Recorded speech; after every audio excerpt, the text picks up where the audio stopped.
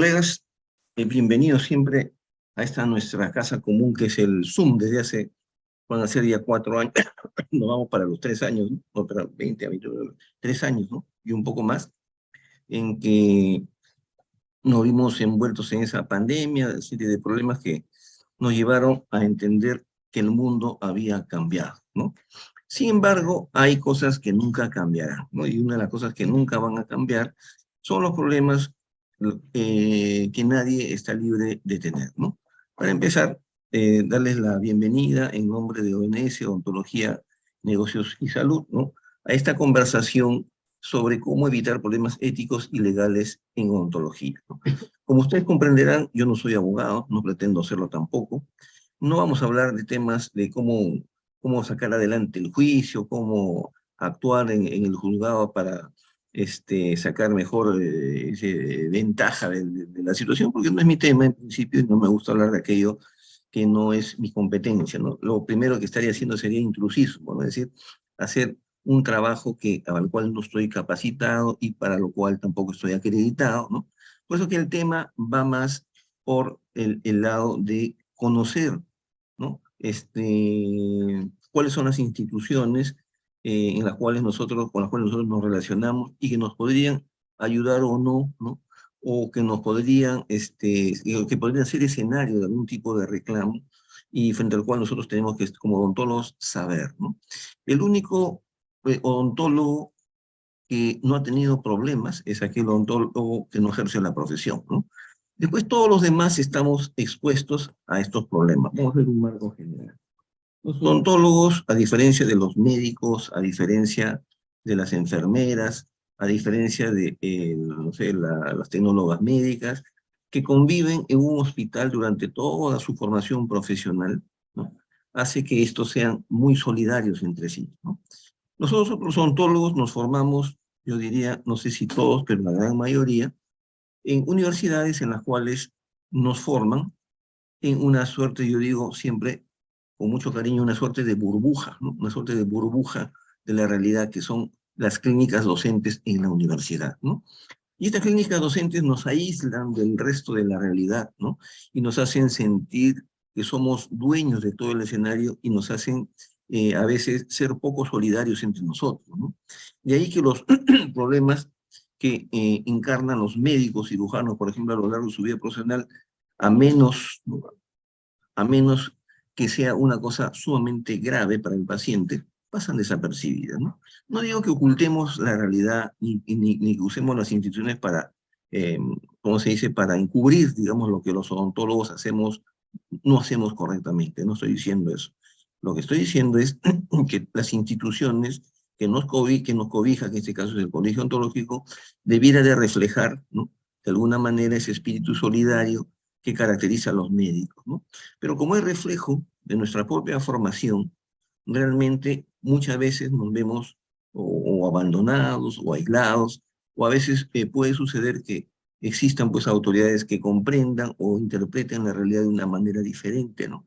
Y eso haga que la institución que nos cobija, que como decía el doctor Bedriñán hace unos minutos, nos debiera de ayudar, ¿no?, con consejos, ¿no?, sabios para poder superar ciertos problemas, a veces resultan contradictorios, ¿no?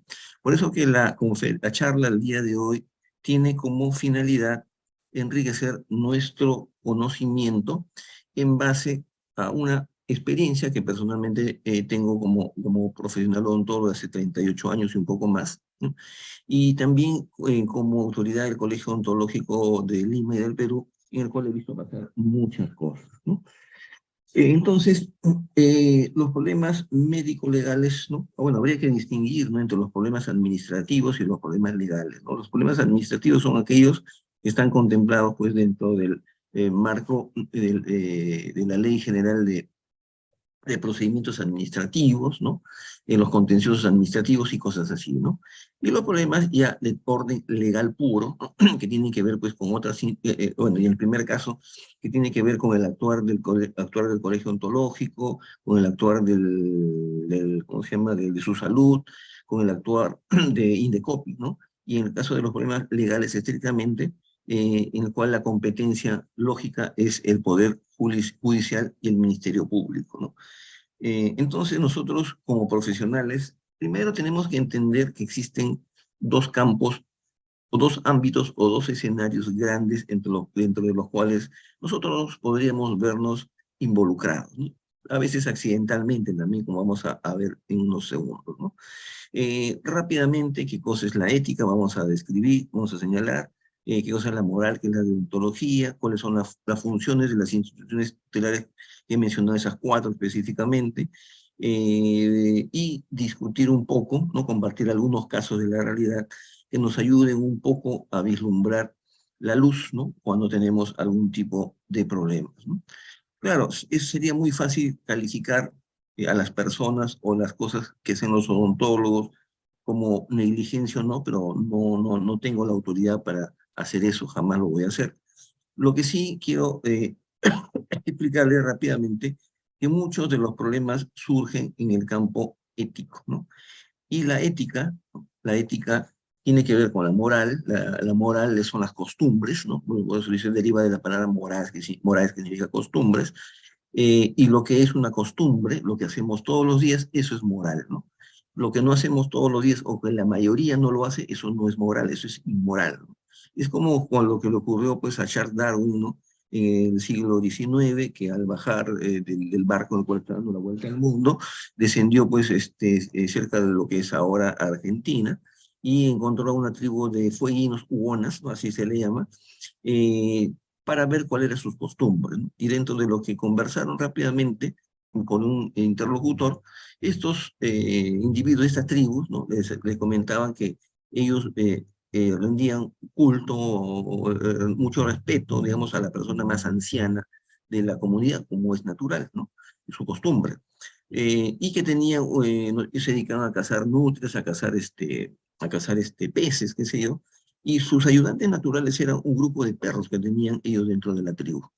Y cuando Darwin le pregunta a las personas de esta tribu, le pregunta, ¿y qué sucede en las épocas de invierno, el invierno más duro, cuando ustedes no pueden cazar, cuando la tribu, la supervivencia de la tribu está en riesgo, ¿no? El pensamiento de Darwin era, deben comerse el perro, ¿no? O deben comerse los perros. La respuesta fue exactamente lo contrario, ¿no? O sea, acá lo que hacemos es que a la persona más anciana, ¿no? Le rendimos culto y luego hacemos un procedimiento, lo dejamos solo en un lugar para que se congele y muera lentamente, ¿no? Y después nos comemos, ¿no? Los restos de esa persona. Entonces, ante los ojos o ante el pensamiento de Darwin, dijo, estas personas son antropófagas, estas personas son, pues, animales, porque ni los animales se comen entre ellos, ¿no? Pero la verdad es que cuando le explicaron a Darwin que la muerte de la persona más anciana significaba la supervivencia de la tribu, porque el comercio de los perros hubiera significado de que no tenían cómo cazar. Y si no podían cazar, pues no podían tener alimentos y toda la tribu se moría. Entonces la lógica de ese grupo, es decir, la costumbre de ese grupo era, por lo que le habían dicho, que se comían a la persona más anciana, porque los perros eran el sustento, eran el medio mediante el cual podían obtener su sustento alimenticio. En cambio, los ancianos ya no cumplían una función específica en ese momento. Entonces, lo que era moral para Darwin, perdón, lo que era inmoral para Darwin, para esa tribu era normal, ¿no? Igual como en estos tiempos pueden atrapar a un delincuente y si lo queremos linchar, pues a todos nos meten a la cárcel, ¿no? O nos denuncian al Poder Judicial.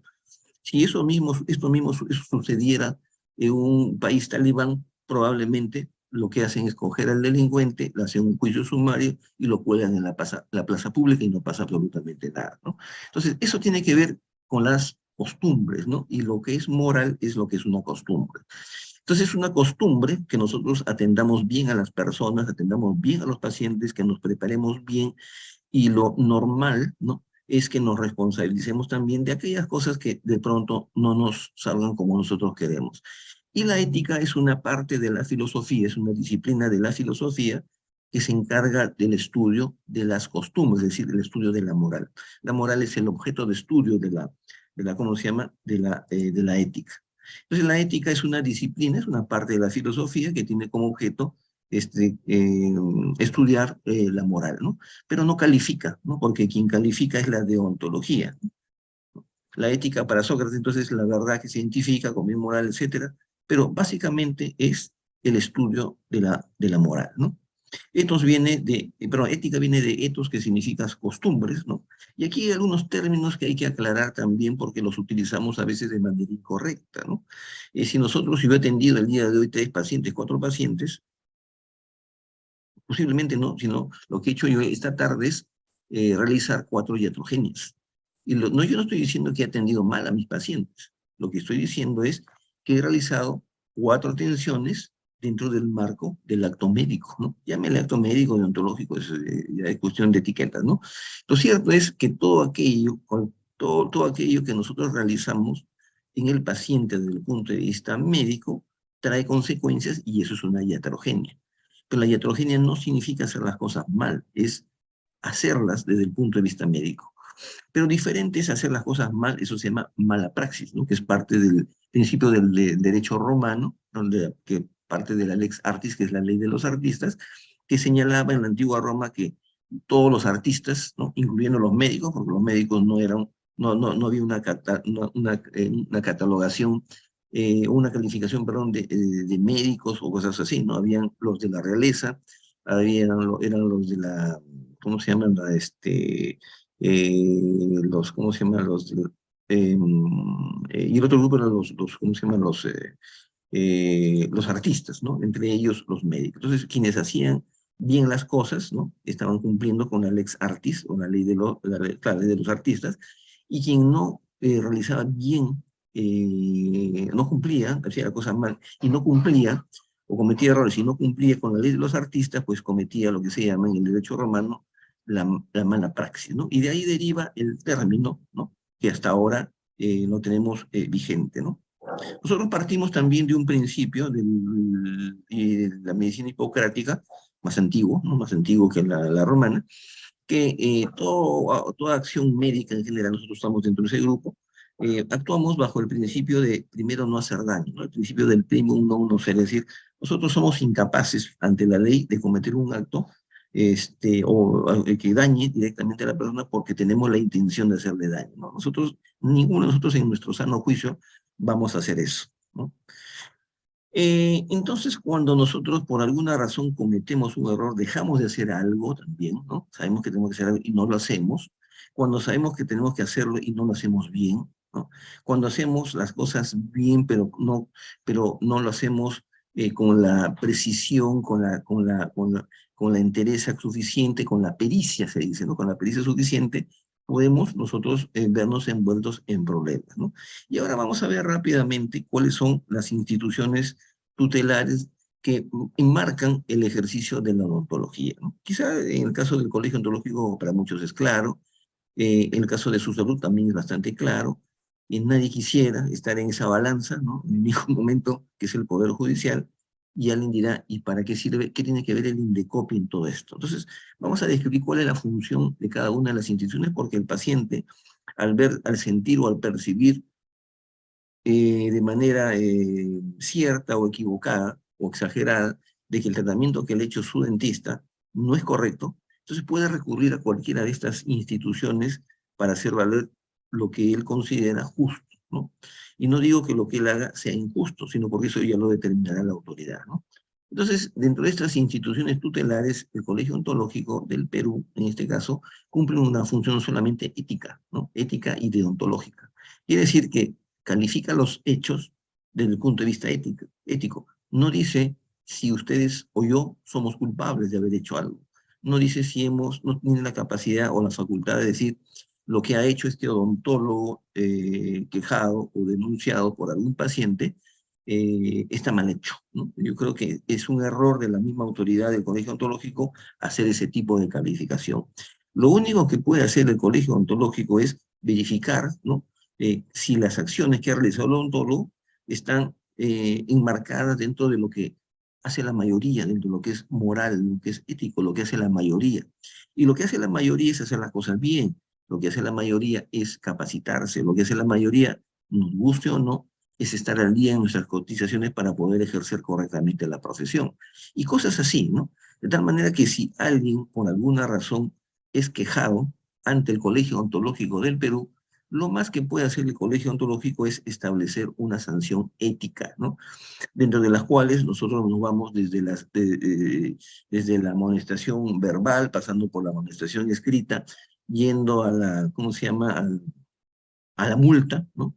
Que es muy, como se dice, muy arbitraria su lectura, ¿no? Porque nadie puede, no existe una tarifa donde diga, usted ha cometido un error que vale 100 soles o 1000 soles o 5000 soles. Eso podría ser calificado como una arbitrariedad, ¿no? Pero el hecho es que está dentro del reglamento, podría ser suspendido temporalmente y también una última medida, en la cual yo personalmente no estoy de acuerdo, que es la expulsión del colegio, ¿no?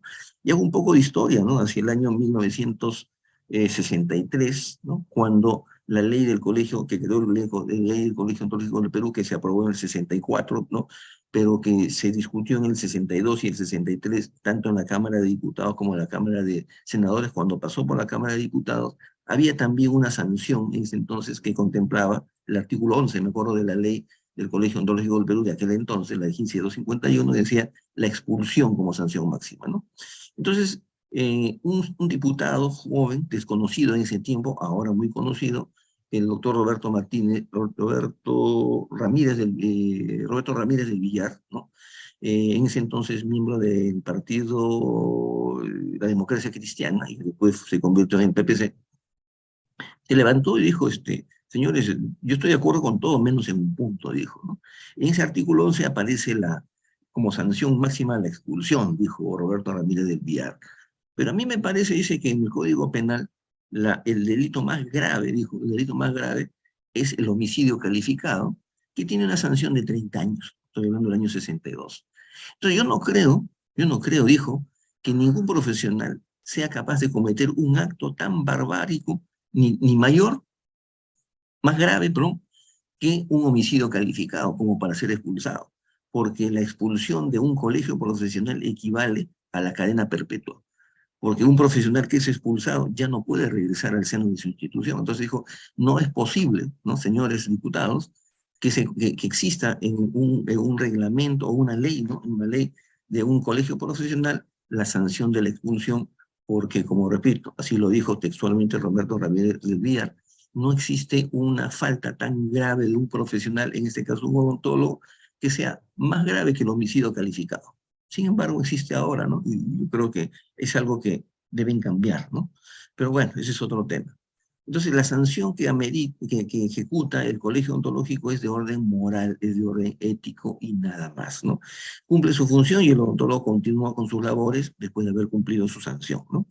En el caso de su salud, lo que ve su salud es proteger los derechos del paciente. O sea, él ya no protege los derechos del dentista, en este caso, como debería ser el Colegio Ontológico del Perú. La función de su salud es proteger los derechos del paciente desde el punto de vista médico, ¿no? Y para ello existen normas, porque todo está normado, de cómo se debe hacer una historia clínica, cómo se tiene que escribir una receta, cómo se tiene que hacer un consentimiento informado, un reporte quirúrgico, una interconsulta, todo está, cómo debemos hacer el odontograma, ¿no? Yo puedo estar de acuerdo o en desacuerdo con el dibujito, ¿no?, del odontograma, pero lo tengo que hacer exactamente como dice su salud, porque ahora les voy a contar algunas experiencias, ¿no? El hecho es que si nosotros no cumplimos con esas normas básicas que exige el Ministerio de Salud, ¿no?, a través de su salud, nosotros podemos ser sancionados, en ese caso, solo con UITs, ¿no? Un UITs que pueden ir desde 1 hasta 100, si no me equivoco, si alguien me puede corregir o aclarar, de 1 hasta 100 UITs, ¿no? De tal manera, pues, que si el paciente, ¿no?, en algún momento decide quejarse por nosotros, por uno de nosotros, ante su salud, lo máximo que podríamos nosotros recibir de sanción es una sanción pecuniaria, ¿no? Entonces el paciente dirá, ¿y qué parte, qué cachito de esas UITs me corresponde? Pues no le corresponde nada, porque el título profesional que nosotros recibimos a nombre de la nación, es decir, no a nombre del Estado, sino a nombre de la nación, a nombre de todos los 33, 40 millones de peruanos, es una responsabilidad que la sociedad nos ha otorgado a nosotros a través del título profesional, ¿no? Entonces, si nosotros no hacemos las cosas correctamente, no cumplimos con esas normas del odontograma, de la historia clínica, etcétera, lo que hace su salud es castigarnos por no haber cumplido cabalmente con, con esa responsabilidad que nos ha entregado, ¿no?, en algún momento a través de nuestro título profesional. Ese es el fundamento legal, básicamente, ¿no? Pero el paciente no va a recibir absolutamente nada. Igual, algo parecido sucede en Indecopi, ¿no? En Indecopi también es una instancia administrativa, ¿no? El cual su salud también es una instancia administrativa. En el caso de su salud, cabría la posibilidad, si es que tenemos registro IPRES, que nos suspendan el IPRES, por eso es tan delicado, ¿no? Yo les sugeriría, siempre que sea posible, que para que no suspendan a la persona, ustedes ejerzan la profesión inscribiéndose, sacando su IPRES, perdón, inscribiéndose, claro, sí, como persona jurídica y no como persona natural. De tal manera que si en alguna oportunidad, pues nadie, Dios no quiera, tuvieran algún problema con su salud, nadie les puede quitar la posibilidad de trabajar, ¿no? Porque no cierran, pues sancionan a la empresa, pero nosotros no somos la empresa, simplemente seguimos trabajando por otro lado porque pienso de que nosotros tenemos de todas maneras el derecho de seguir trabajando, ¿no? Pero supongamos que sea así. En el caso de Indecopi, Indecopi también, ¿no?, exige o protege, perdón, la calidad de servicio. Y les cuento algo rápido, ¿no? Una doctora que hace muchos años hace extracción de terceras molares, tuvo un problema, ¿no? Se le quedó pues un pedacito, un fragmento de una muela del juicio, una tercera molar, y el paciente por diferentes circunstancias, más o menos lo que dijo el doctor Beriñana al principio, no le quiso devolver lo que la paciente le había pagado por la extracción. La paciente solamente le exigía, dijo, doctora, devuélveme lo que usted me ha cobrado, que eran 400 soles, creo, y cosa que me parece muy poco, ¿no? Pero bueno, y ya, y se acabó. Y la doctora dijo, no, pero mira usted que yo he gastado mis materiales, yo le puedo devolver la mitad. Bueno, la semana siguiente el paciente regresó, ya no quería la mitad, quería todo, y el autor le dijo, pero no, no puedo todo. Bueno, la siguiente semana ya le vino la denuncia de Indecopi, ¿no? El asunto fue que al final va Indecopi, presenta los documentos, presenta a la paciente, sí, la paciente su radiografía periapical, donde muestra pues que efectivamente la doctora le había dejado un cachito, ¿no? Un pedacito de diente, ¿no? Y se le había ocasionado otros problemas, la paciente ya se había atendido en otro lugar, ya le habían solucionado el problema, solo quería originalmente que le devuelvan su dinero. Como la autora no le devolvió, se quejó ante Indecopi. Indecopi le dijo, bueno, usted se comprometió por 400 soles, por 100 soles, por un sol, no interesa. Usted se comprometió a realizarle la extracción. Pero como usted no le ha dado un buen servicio porque no ha podido extraer el diente, entonces le ha dado un mal servicio. Número uno, usted está obligada ahora a devolverle todo lo que el paciente le pagó. Número uno. Entonces la doctora seguramente se habrá sentido contenta porque le faltaba devolver creo que 100 soles o 150 soles. El asunto fue que en la parte final de la resolución de COPE decía, usted ha sido sancionada con 4 UITs por haber dado un mal servicio.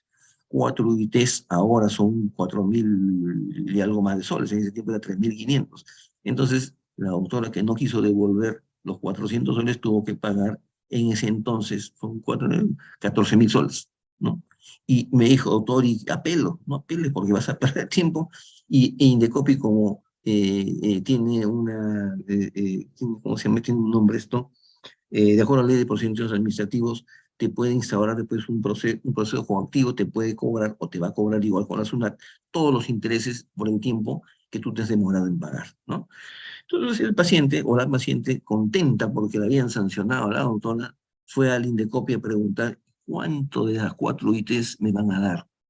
Y en el Indecopi le dicen, a usted no le va a tocar nada excepto la devolución de lo que la doctora le cobró a usted, y punto, ¿no? Entonces, más caro le salió pagar la multa al Indecopi que haberle devuelto los 400 soles al paciente en una primera instancia, ¿no? Y eso es básicamente Indecopi, ¿no? Ustedes van a comprar al metro y el producto, el pastel que le venden no es de buena calidad, ustedes hacen su reclamo y no solamente le tienen que entregar a usted la torta, no, el pedazo de torta que no le dieron adecuadamente, ¿no? Que no está en buen estado, sino que le van a meter una multa a Indecopi que es proporcional a la cantidad de personas que pudieron ser potencialmente afectadas por esa torta en ese caso, ¿no? En el caso del paciente es una sola persona la afectada, pues son solamente 4 ITs, porque si fueran más pacientes los afectados, entonces podría ser más grande la sanción, ¿no? Y en el caso del Indecopi, bueno, pues el paciente tiene la oportunidad de poder reclamar no solamente el dinero, ¿no? El dinero que el doctor le cobró, sino también los daños y perjuicios que podría significar el hecho de haber sido atendido incorrectamente, según el punto de vista del paciente y de su abogado, porque acá entra el abogado, ¿no? Pero hay dos vías, ¿no? Dos opciones que tiene, por la cual tiene que optar el paciente, o la famosa vía civil o la famosa vía penal, ¿no? Si el paciente lo quiere meter al dentista en la cárcel, ¿no? Así hay que decirlo con todas sus letras, lo denunciará penalmente, ¿no? Pero sabe el paciente que adicionalmente a la pena, ¿no? Privativa de la libertad a la cual podría ser sancionado el dentista en el Perú, seguramente el juez le va a otorgar algún tipo de sanción pecuniaria, ¿no? Pero no va a ser mucho seguramente, ¿no? Yo tengo conocimiento, yo no soy abogado, ¿no? Pero que en algunos casos en los cuales ha habido pues, un homicidio culposo por un atropello involuntario, jueces han sancionado con 20.000 soles nada más. Porque, digo nada más porque una vida humana pues no tiene precio, ¿no? Entonces es un poco complicado para el paciente ir a la vía penal y decir, yo quiero que el doctor vaya a la cárcel, ¿no? Sería absurdo, sería pues una situación un poco difícil de entender, ¿no? Pero podría ser, ¿no? Y la otra opción que toma el paciente es irse por la vía por la vía civil, ¿no? Que significa que el paciente quiere nada, no quiere verlos en la cárcel, quiere la plata, ¿no? O sea, quiere que le devuelvan la plata y además un dinero adicional por los daños y perjuicios y una serie de cosas que han afectado el trabajo de la persona, o en este caso del paciente, y que el juez en un tiempo determinado, siempre que no esté fuera del tiempo de prescripción, podría determinar a favor del paciente. Entonces, la mejor opción que puede tener el paciente es irse al Poder Judicial por la vía civil, ¿no? Es decir, reclamar un dinero. Pero para reclamar ese dinero, el paciente tiene que haber averiguado que tiene que haber una defensa, un pago a un abogado, y eso le va a significar un costo adicional, es decir, todo ese trabajo todo ese pago que le roga, en este caso el abogado, más los gastos judiciales, su tiempo, todas esas cosas, van a sumar a favor ¿cómo se llama?, de la sanción pecuniaria, ¿no? Si es que el juicio recayera a favor, o la sentencia recayera en favor del paciente. Entonces el paciente se va a medir y va a decir, bueno, pues si el doctor me atendió y me dio descanso por 3 días, es casi imposible que pueda ganar algo en la vida civil, más me va a costar, más caro me va a salir pagar al abogado, amargarme, qué sé yo. Entonces va a tomar otra decisión, ¿no? Entonces, esas son las cosas dentro del marco general para lo cual sirven estas instituciones cuando el paciente se va al lado oscuro, es decir, cuando el paciente reclama algo que considera justo para él, ¿no? No digo que lo sea ni no lo sea, ¿no? Entonces, si el paciente quiere una sanción ética para el doctor, irá al colegio odontológico. Si el paciente quiere que le sancionen económicamente, pero él no va a recibir nada, se va a su salud. Si quiere que le cierren el consultorio, seguramente se va a ir por ahí. Si quiere que lo castiguen pecuniariamente al paciente, pero él no va a recibir nada, pero sí lo van a obligar al doctor que le devuelva su plata, se irá pues a Indecopi, ¿no? Es un trámite, es un procedimiento. Pero si ya quiere cosas más grandes, se tendría que ir de todas maneras al Poder Judicial, ¿no? Seguimos entonces. ¿Cuál es el mecanismo? No quiero aburrirlos tampoco con esto. Yo felicito realmente a las personas que están presentes. Yo pensé, hablando con la señorita Ileana, mi secretaria, y también la persona que me acompaña siempre en estos temas, ¿no? Mi brazo derecho en la organización de todos los cursos, yo pensé inicialmente que esto iba a romper como tema, ¿no? Pero sucede, también le comentaba, ¿qué tal? ¿Cómo estás, Mónica? Le comentaba a Ileana de que posiblemente ocurra que los odontólogos recién vamos a escuchar este tipo de charlas cuando estamos en problemas, ¿no? O cuando hemos vivido esta realidad de cerca, ¿no? Es lo mismo que sucede en los cursos de farmacología. En la mayoría de cursos que dicto de farmacología, la mayoría son mujeres, ¿no? Y son pocos los varones, y los varones que van, la mayoría han tenido problemas, ¿no? Es decir, esperamos que ocurra el problema para recién aprender qué cosa es lo que tenemos que hacer, o en frente a qué situación estamos al frente, ¿no? Entonces decía, cuando el paciente se va a quejar al colegio odontológico, lo tiene que hacer en el colegio regional, no puede hacer la denuncia en el colegio nacional. no es el orden es que se tiene que ir al colegio odontológico, si estamos en Lima, ¿no? Si se han inscrito, si se han colegiado en el Callao, al Callao. Si se han colegiado en La Libertad, tendrá que quedarse en La Libertad, ¿no? Y ahí le instaurarán un proceso administrativo, ¿no? Con el propósito de aclarar por qué el paciente ha reclamado algo en contra de su doctor, ¿no? Si el paciente, si el doctor demuestra, ¿no? Que no hay ningún tipo de problema, no ha habido, todo ha sido transparente, todo ha sido claro, sin un malentendido, o no existe la suficiente información como para poder sancionar al doctor, al odontólogo, entonces esa denuncia se irá al archivo, ¿no? Caso contrario, será sancionado el doctor, ¿no? Si el doctor acepta su sanción, ahí quedó, ¿no? Pero puede suceder que sea el paciente el que no esté de acuerdo, ¿no? Yo he visto casos en el colegio ontológico en el cual el paciente no acepta, ¿no? Porque ha llegado a tal punto de desentendimiento, ha habido pues un odio, ¿no? Entre el odontólogo, entre el de la paciente, el paciente del odontólogo y del odontólogo al paciente también, hay tal grado de rechazo mutuo que a veces el paciente al ver que lo sancionan al autor, dicen, no, yo quiero más, yo quiero que lo expulsen, ¿no? Algo así, ¿no? Algo que de repente no va a ocurrir, pero es el pensamiento. Entonces, si el doctor no está de acuerdo con la sanción o el paciente no está de acuerdo con la sanción, en ese caso, cualquiera de los dos va a apelar a la instancia superior, todos tenemos derecho a la doble instancia, y en ese caso el documento, el expediente, sube al Colegio Odontológico del Perú, a la Comisión de Ética, en donde definirán finalmente si la sanción se archiva perdón, si el expediente se archiva o amerita también una sanción para el odontólogo, ¿no? Ese es el mecanismo general. Y esto puede tomar meses, ¿no? ¿no? Tenemos un tiempo prudente, creo que me parece que son 2 años. Si en 2 años no ocurre la sanción, eso cae, pues, tiene que ser archivado, ¿no? Porque ya ha habido una prescripción, ¿no? Tampoco puede ser una demanda eterna la que ocurra en estos casos, ¿no? Si en caso el paciente, entonces, es sancionado en el colegio ontológico, la sanción, como dije hace unos minutos, puede ser la amonestación verbal, la amonestación escrita. Verbal, no creo, ya en estos tiempos ya no existe, hemos perdido la vergüenza en el Perú en general, ¿no? Puede haber una multa, que es muy dudosa, en mi humilde modo de ver, eso se ha instalado recién en la gestión anterior con el doctor Vera, ¿no? Yo no estoy de acuerdo porque me parece que es muy arbitrario, no puedo decirle al doctor Juan, María, te voy a poner una multa de 1.000 soles, al otro que no es mi amigo le pongo como 5.000 y al que es mi amigo le pongo 5 soles, ¿no? Es decir, es muy arbitrario, no me parece, ¿no? Pero en fin, eso ya lo verán en el tiempo, ¿no? Otro tipo de sanción es la suspensión, donde dicen, usted ha sido suspendido su ejercicio 3 meses, usted ha sido suspendido su ejercicio, creo que es hasta un año la sanción máxima, y luego la vida continúa, ¿no?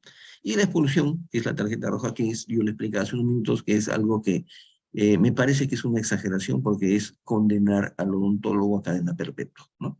Algo que ni siquiera existe, pues, en el homicidio calificado, como lo dijo el extinto Roberto Ramírez del Villar, ¿no? Que dicho sea de paso llegó a ser presidente de la Cámara de Diputados y de senadores en años posteriores. Si el paciente hace el reclamo en su salud, puede suceder que en este caso el expediente pase al archivo o puede ser simplemente multado, no digo simplemente porque no es poca cosa que le pongan muchas UITs, ¿no? Yo recuerdo un colega, un amigo, cuando su salud, por si acaso, empezó a funcionar allá por el año 2014, ¿no? Eso fue creado en el gobierno del presidente Humala. Yo era todavía decano del Colegio Ontológico del Perú, ¿no? En el año 2014, ¿no? Antes de terminar mi gestión, yo recuerdo que su salud recién se estaba implementando y hice una visita, ¿no? Pedí una cita para hablar con el superintendente, que no me recibió, estaba el segundo, ¿no? Y como yo era el decano del colegio ontológico, me recibió pues con una doctorcita que estaba encargada del área odontológica, ¿no? Entonces, yo quería saber exactamente cuál era el espíritu de su salud, ¿no? Porque yo tengo entendido, porque yo participé en algunas reuniones en el Ministerio de Salud, entonces por el cargo que tenía, y el espíritu de su salud era proteger los intereses del paciente y a la vez indirectamente promover la formalización de los consultorios odontológicos. Esa fue la razón por la cual nació su salud. Pero en el tiempo yo vi, cuando recién empezaba, que eso estaba comenzando a formarse el germen, digamos, de querer utilizar ese medio de una manera coercitiva, principalmente contra los profesionales de la salud.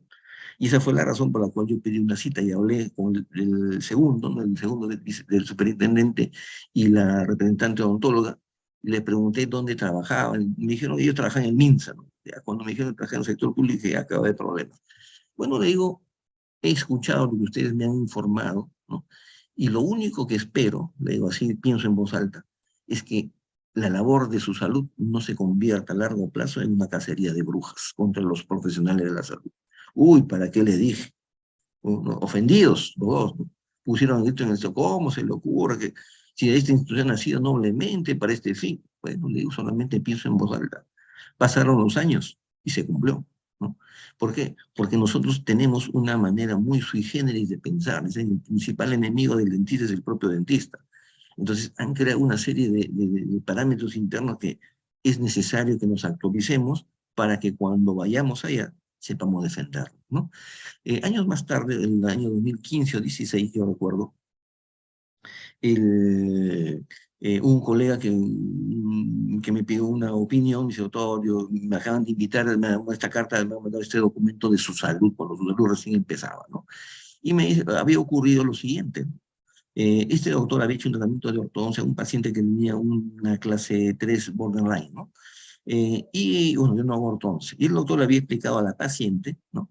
Que le iba a hacer un tratamiento de ortodoncia siempre y cuando ella no optara por la cirugía, que sería mejor. Entonces la paciente dijo, según la opinión del doctor, de que no quería hacer tratamiento de ortodoncia, perdón, de cirugía, y que bueno, que le hiciera el tratamiento no había problema. Fue pasando el tiempo y estos pacientes, por alguna cosa del destino, entraron en comunicación con otro dentista. Y el otro dentista le encendió la mecha, ¿no? Dijo, oh, ¿cómo te han hecho esto? Mira, tienes clase 3, te están haciendo... Entonces fueron a reclamarle a este doctor.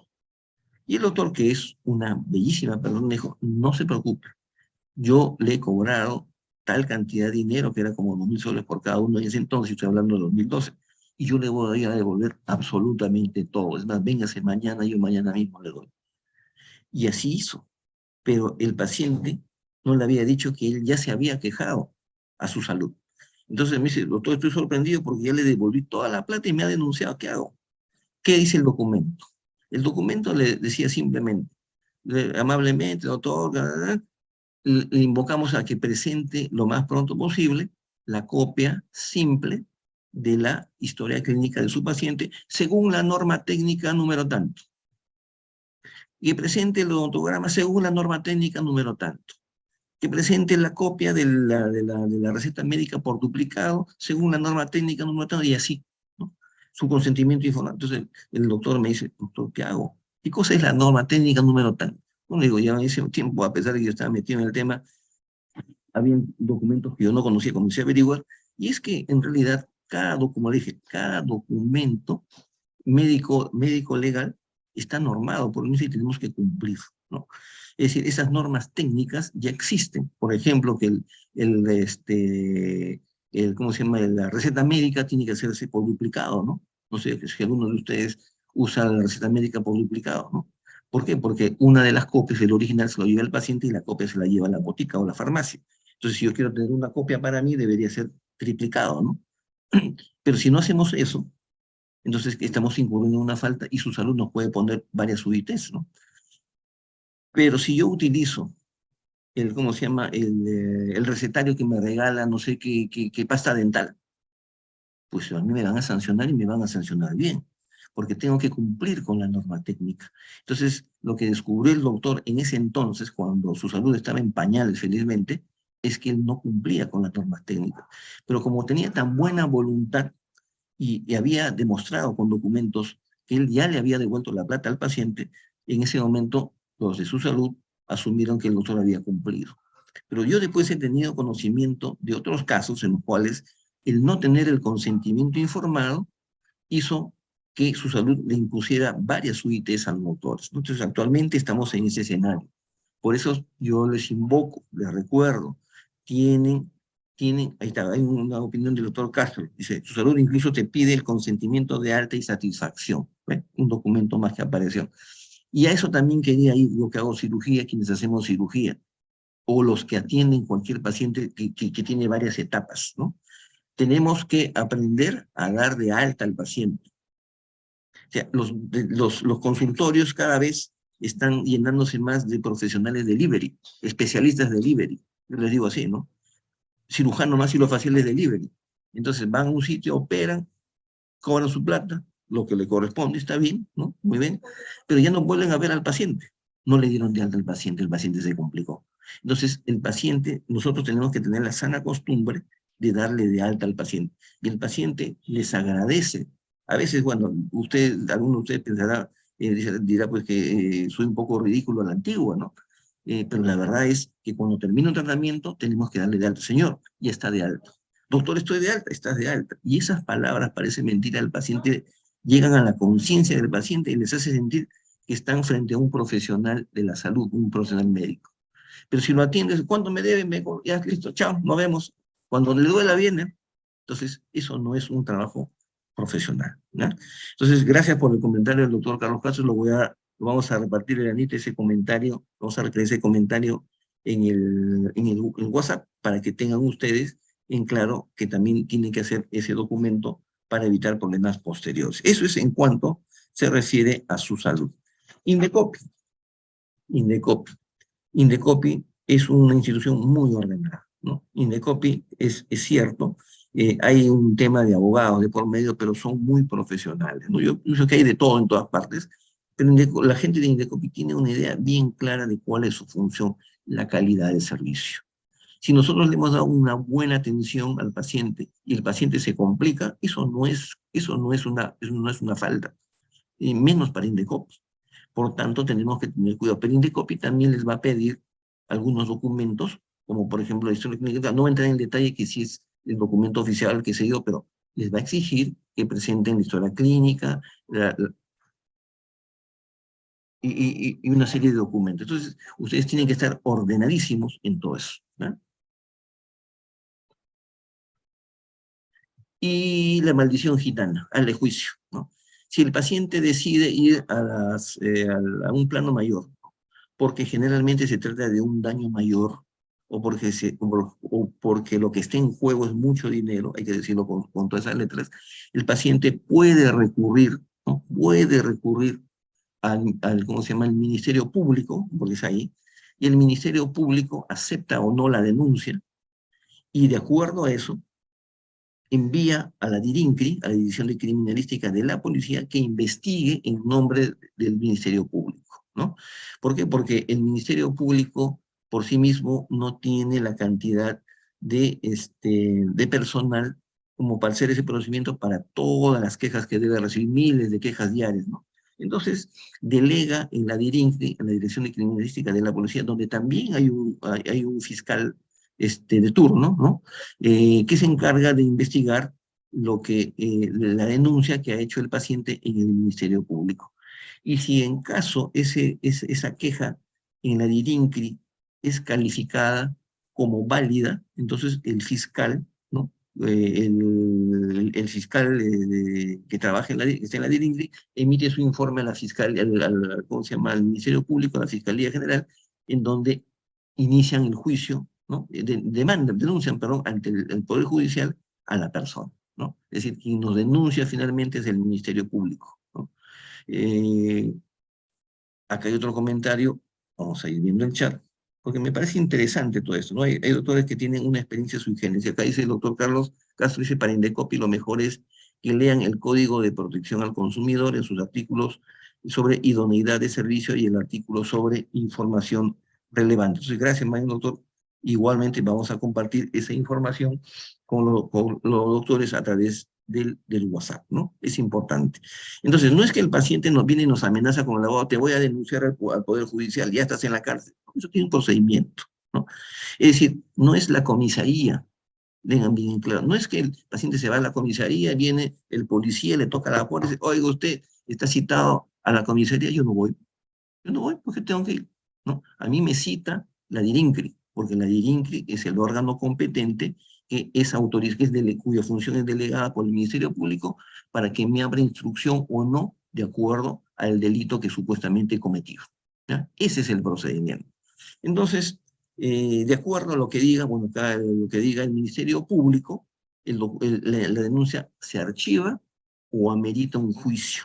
Pero el Ministerio Público no abre juicio. Lo que hace el Ministerio Público es denunciar ante el Poder Judicial a la persona que ha sido denunciada porque hay elementos suficientes para pensar de que esa persona, ese doctor, ese dentista ha cometido algún delito, ¿no? Y simplemente hago un paréntesis acá a los doctores que hacen tratamientos en los que media un descanso médico, ¿no? Si nos basamos en la norma antigua, yo no soy abogado, le digo lo que sé, y si nosotros nos basamos en la norma antigua, nosotros, para ser denunciados ante el Poder Judicial, tendríamos que haber cometido un error o haber hecho un tratamiento que haya producido un daño, lesiones graves en el paciente, ¿no? Y ahí viene el término ambiguo que son lesiones graves, ¿no? Lesiones que imposibilitan a la persona de poderse movilizar, que le impiden trabajar, etcétera, ¿no? Que de alguna u otra manera limitan su quehacer diario, ¿no? De tal manera, pues, que se estableció en algún momento, y eso existe hace muchos años, uno de los parámetros, no es el único, los famosos 15 días de descanso médico, ¿no? Entonces, si el paciente ha recibido un descanso médico de 15 días hacia más, nosotros estamos reconociendo que lo que hemos hecho podría haber perjudicado ¿cómo se llama? La salud de esa persona a tal punto que, no que le ha ocasionado lesiones graves, ¿no? Actualmente lo que tengo entendido es que la jurisprudencia ha establecido que esta catalogación ¿cómo se llama? Esta calificación de lesiones graves queda a discreción, a discrecionalidad, a discreción del juez. Entonces el juez, sin que hayan 15 días de descanso medio de por medio, podría calificar que este daño ha sido grave, ¿no?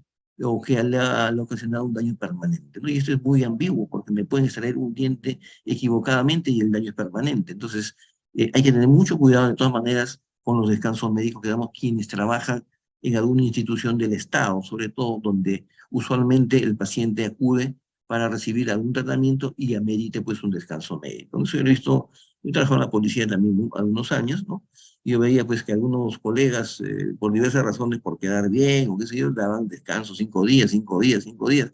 Y al final pues venían los problemas porque ellos mismos se habían echado la soga al cuello al darle descanso médico por más de 15 días, ¿no?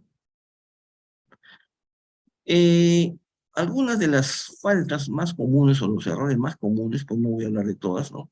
Es exceder las competencias profesionales. Es una de las principales razones por las cuales muchas veces el dentista en el Perú es denunciado, ¿no? Quiere decir que nosotros queremos hacer de todo, ¿no? Y está bien, si soy odontólogo general puedo hacer de todo, pero tengo mi límite. Y a veces nuestro límite se sobrepasa o nosotros no nos capacitamos lo suficiente y nos aventuramos en hacer tratamientos, simplemente, hay que decirlo con toda honestidad, por un deseo, ¿no? Exagerado, digamos, de poder, como una necesidad a veces de poder tener algún ingreso, ¿no? Y eso, lo estoy diciendo todavía muy delicadamente, ¿no? Muy diplomáticamente, eso conlleva muchas veces a que cometamos errores, ¿no? Es decir, tengo que hacer una extracción, un absurdo en mi trabajo, ¿no? Una extracción de una tercera molar en una posición sumamente compleja, y voy y hago le voy a comentar una cosa, pero así, de un caso clínico de un doctor que me consultó hace un par de semanas. Resulta que un doctor tiene su clínica y él contrata personas que le hagan la cirugía, por ejemplo. Entonces contrata una persona que le hacía la cirugía. En este caso no era especialista, no critico tampoco eso. Le hizo la extracción de la tercera molar de la pieza número 38. Bien, el paciente, más allá de una hinchazón, más allá de una molestia, no tenía nada, pero el día que va a su control, ¿no? Dice que le estaba doliendo la pieza 4-8, o sea, el doctor le había hecho la extracción de la 3-8, y el doctor decía, me duele la 4-8, ¿no? Hasta ahí, todo tranquilo. Le da una medicación, lo cita al paciente después de algunos días, y cuando regresa el paciente, después de algunos días, había desarrollado un flemón en la 4-8, o sea, donde él no había hecho absolutamente nada. Entonces le digo, ¿y cuál es la preocupación? ¿Cuál es el problema? ¿No?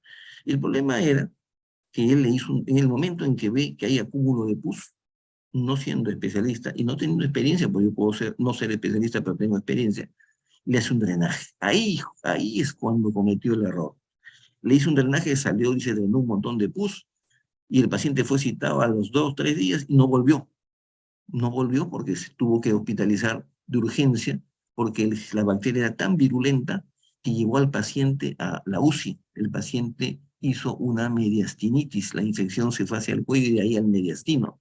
Y el paciente, cuando el doctor me consultó, el paciente estaba en riesgo de morir. Imagínense, ojalá que no fallezca, le digo, porque la cosa es más grave, ¿no?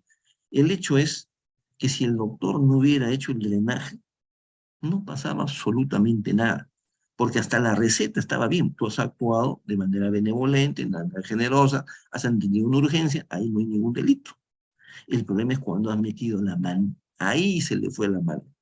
Y no sé en qué habrá terminado, espero que bien para el doctor, pero ya las personas las familias estaban yendo a su consultorio a amenazarlo, ¿no?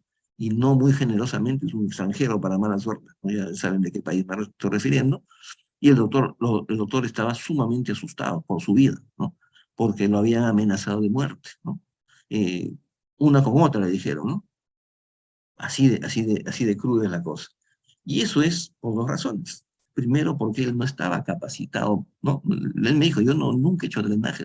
¿Y por qué hiciste el drenaje? Todo estaba ahí, que mire usted. Bueno, el tema era económico al fin y al cabo. Esa es la verdad, ¿no? Pero no debiste hacerlo. Ya lo hizo, ¿no? Y ahora tiene que asumir la responsabilidad, que hay muchas cosas de por medio, eso no quiere decir que él sea culpable, ¿no?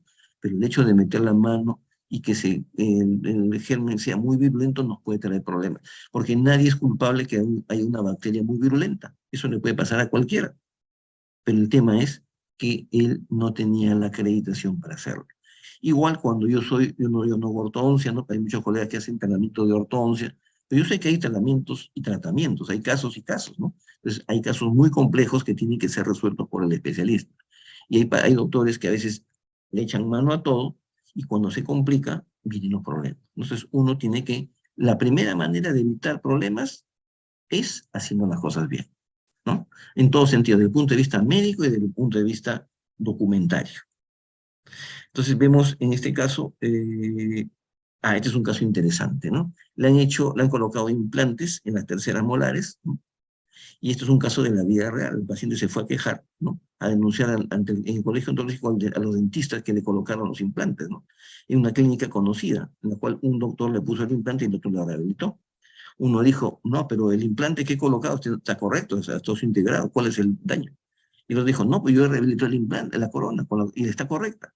Pero ninguno de los dos pudo explicar por qué le puso implantes en terceras molares donde no había funcionalidad, ¿no? Entonces a los doctores se les sancionó. Yo era decano del Colegio de Lima.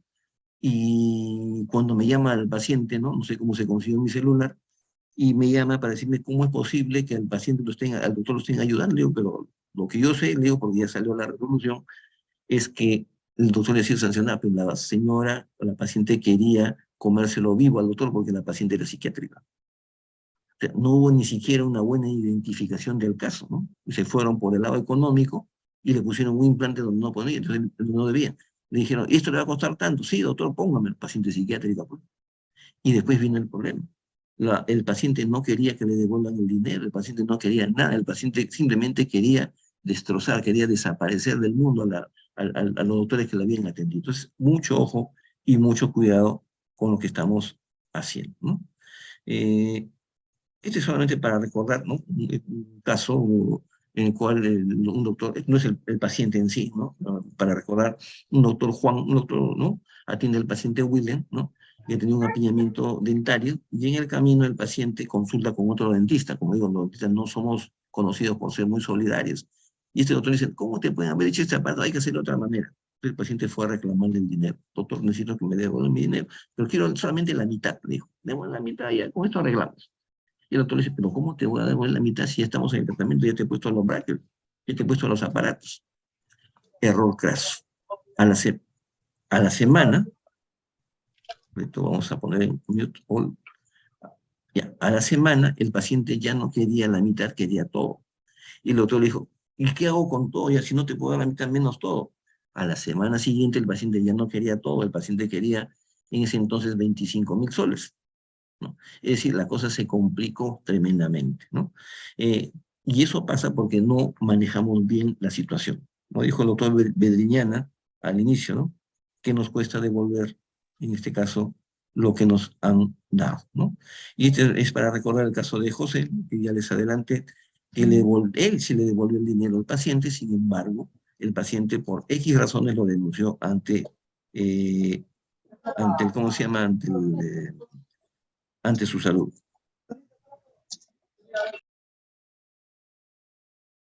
Otro problema es el intrusismo, ¿no? Intrusismo, desde el punto de vista legal, se dice cuando un profesional hace un tratamiento de un área o una especialidad para la cual no está preparado, no está autorizado para realizarlo.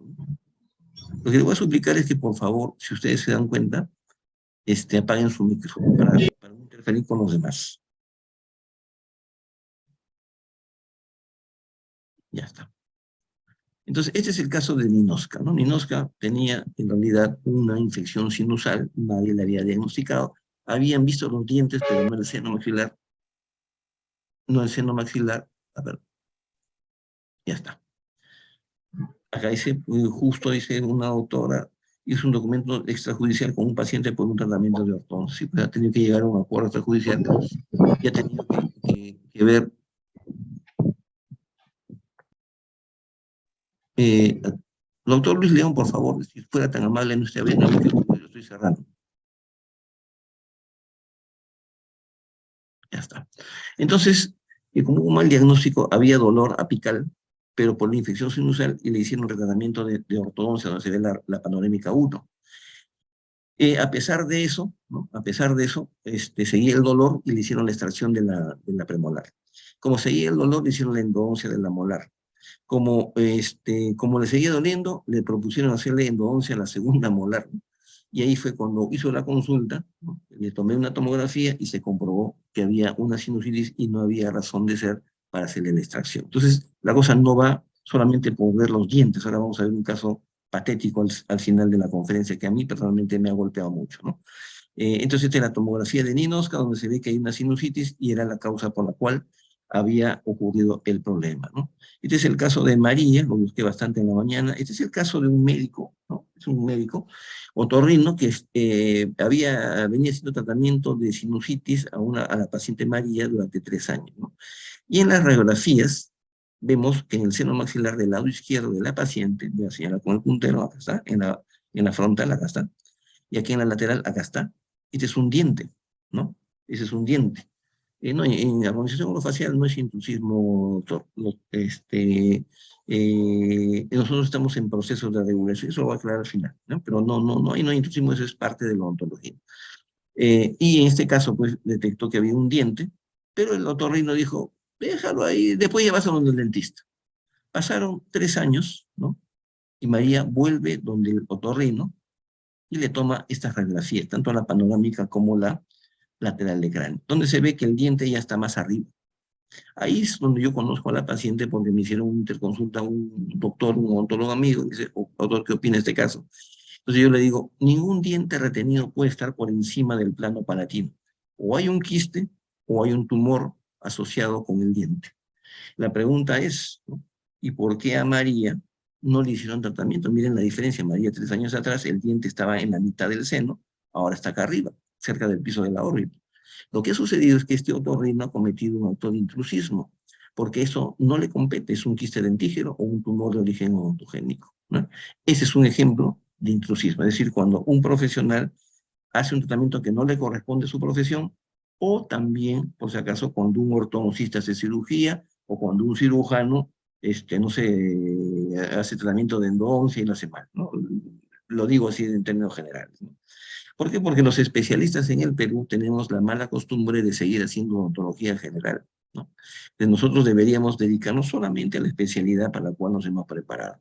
Pero en el Perú pues ocurren muchas de estas cosas donde el especialista sigue haciendo tratamiento integral. No solamente una de las cosas importantes, el fundamento, ¿no? De conversar con mi esposa, que también es colega, y me dice en broma, el único odontólogo que no se equivoca, o sea, para que no se equivoquen, dile a los autores que no ejerzan la profesión, porque no se equivoquen. No es así, ¿no? Fuera de bromas, tenemos que prepararnos bien, ¿no? Dice ellos, nunca vamos a estar completamente preparados al 100%, todos seguimos aprendiendo un montón de cosas todo el tiempo, ¿no? Por eso es importante el diagnóstico clínico, sobre todo, que es lo que nos une a todos los odontólogos en general, ¿no? Por eso que los invito, ¿no? A que coloquen en el chat si alguien está interesado en este libro, ¿no? Que que lo he publicado hace un año y que recoge pues una experiencia de muchos años donde de las 300 fotos solamente hay 10 radiografías, es decir, todas las fotografías están orientadas desde el punto de vista clínico. Muchas veces la clínica va a marcar la diferencia. Y finalmente no voy a calificar ninguno de estos casos como mala praxis, negligencia, impericia, los voy a presentar en general para que tengan una idea, nos veamos frente al espejo, ¿no? Respecto a las cosas que de pronto están dentro de nuestro campo, pero no las hacemos correctamente, ¿no? Mala praxis es cuando cometemos algún error. Negligencia es cuando sabemos que tenemos que hacer algo y no lo hacemos, ¿no? No es que lo hagamos mal, deberíamos hacerlo, pero no, de una manera, pero no lo hacemos a pesar que tenemos nosotros el conocimiento para ello, ¿no? Por ejemplo, antes que me olvide, pasé el tema de intrusismo, hace algunos años un colega me comentó que estaba ya en una etapa final de un juicio que le habían seguido. Él tenía la buena costumbre, la buena intención, no buena costumbre, mala costumbre, ¿no? Que cada vez que hacía extracción de terceros molares, ¿no? O cirugía de ese tipo, el odontólogo general, lo hacía muy bien, pero él le daba como cortesía la aplicación de la inyección, ¿no? Del corticoides, la dexametasona y el diclofenaco, le ponía la ampolla a la salida de su consultorio, ¿no? Para que el paciente se vaya bien, y el paciente quedaba agradecido. Bueno, pues una vez ocurrió, nadie está libre, un paciente hizo reacción anafiláctica dentro de su consultorio y el paciente se murió. Ahora, no es una negligencia que el paciente muera en el consultorio, eso es una ocurrencia que puede haber, ¿no? Pero el doctor no tenía los elementos para poder sacar al paciente del proceso, y de lo poco que yo le puedo decir es que él habló con el juez y le dijo, doctor, el problema no es que el paciente haya fallecido, no, no lo tome a mal, el problema es que usted le puso una inyección en la nalga, cuando la nalga no es competencia de usted, usted debe trabajar en la boca.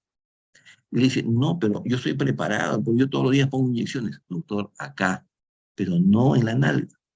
El doctor, según me contó, me dijo, hablé con el juez y el juez le había dicho, tráigame algún documento, algún sílabus de la universidad donde a usted lo autorice o diga que usted está capacitado para aplicar inyecciones. Y fue con la constancia, con el sílabus del curso que él había llevado en su universidad, donde decía primeros auxilios, hasta. Pero el juez no era tonto. El juez le dijo, doctor, acá dice que usted puede poner inyecciones en cualquier parte del cuerpo en casos de emergencia. Pero lo que usted ha hecho al ponerle la ampolla del antiinflamatorio no era una emergencia. Tráigame un documento y veremos qué podemos resolver. Prácticamente le está dando la respuesta, la llave. Pero el doctor nunca iba a conseguir ese documento. ¿Por qué? Porque no existe ningún sílabus que diga que nosotros estamos autorizados para poner inyecciones en la nalga de manera cotidiana, ¿no? Y el juez le dijo, si usted fuera médico o fuera enfermera, doctor, yo no le digo nada. Pero usted es dentista, usted es odontólogo, no lo tome a mal. Y aquí viene el tema de la armonización orofacial, ¿no?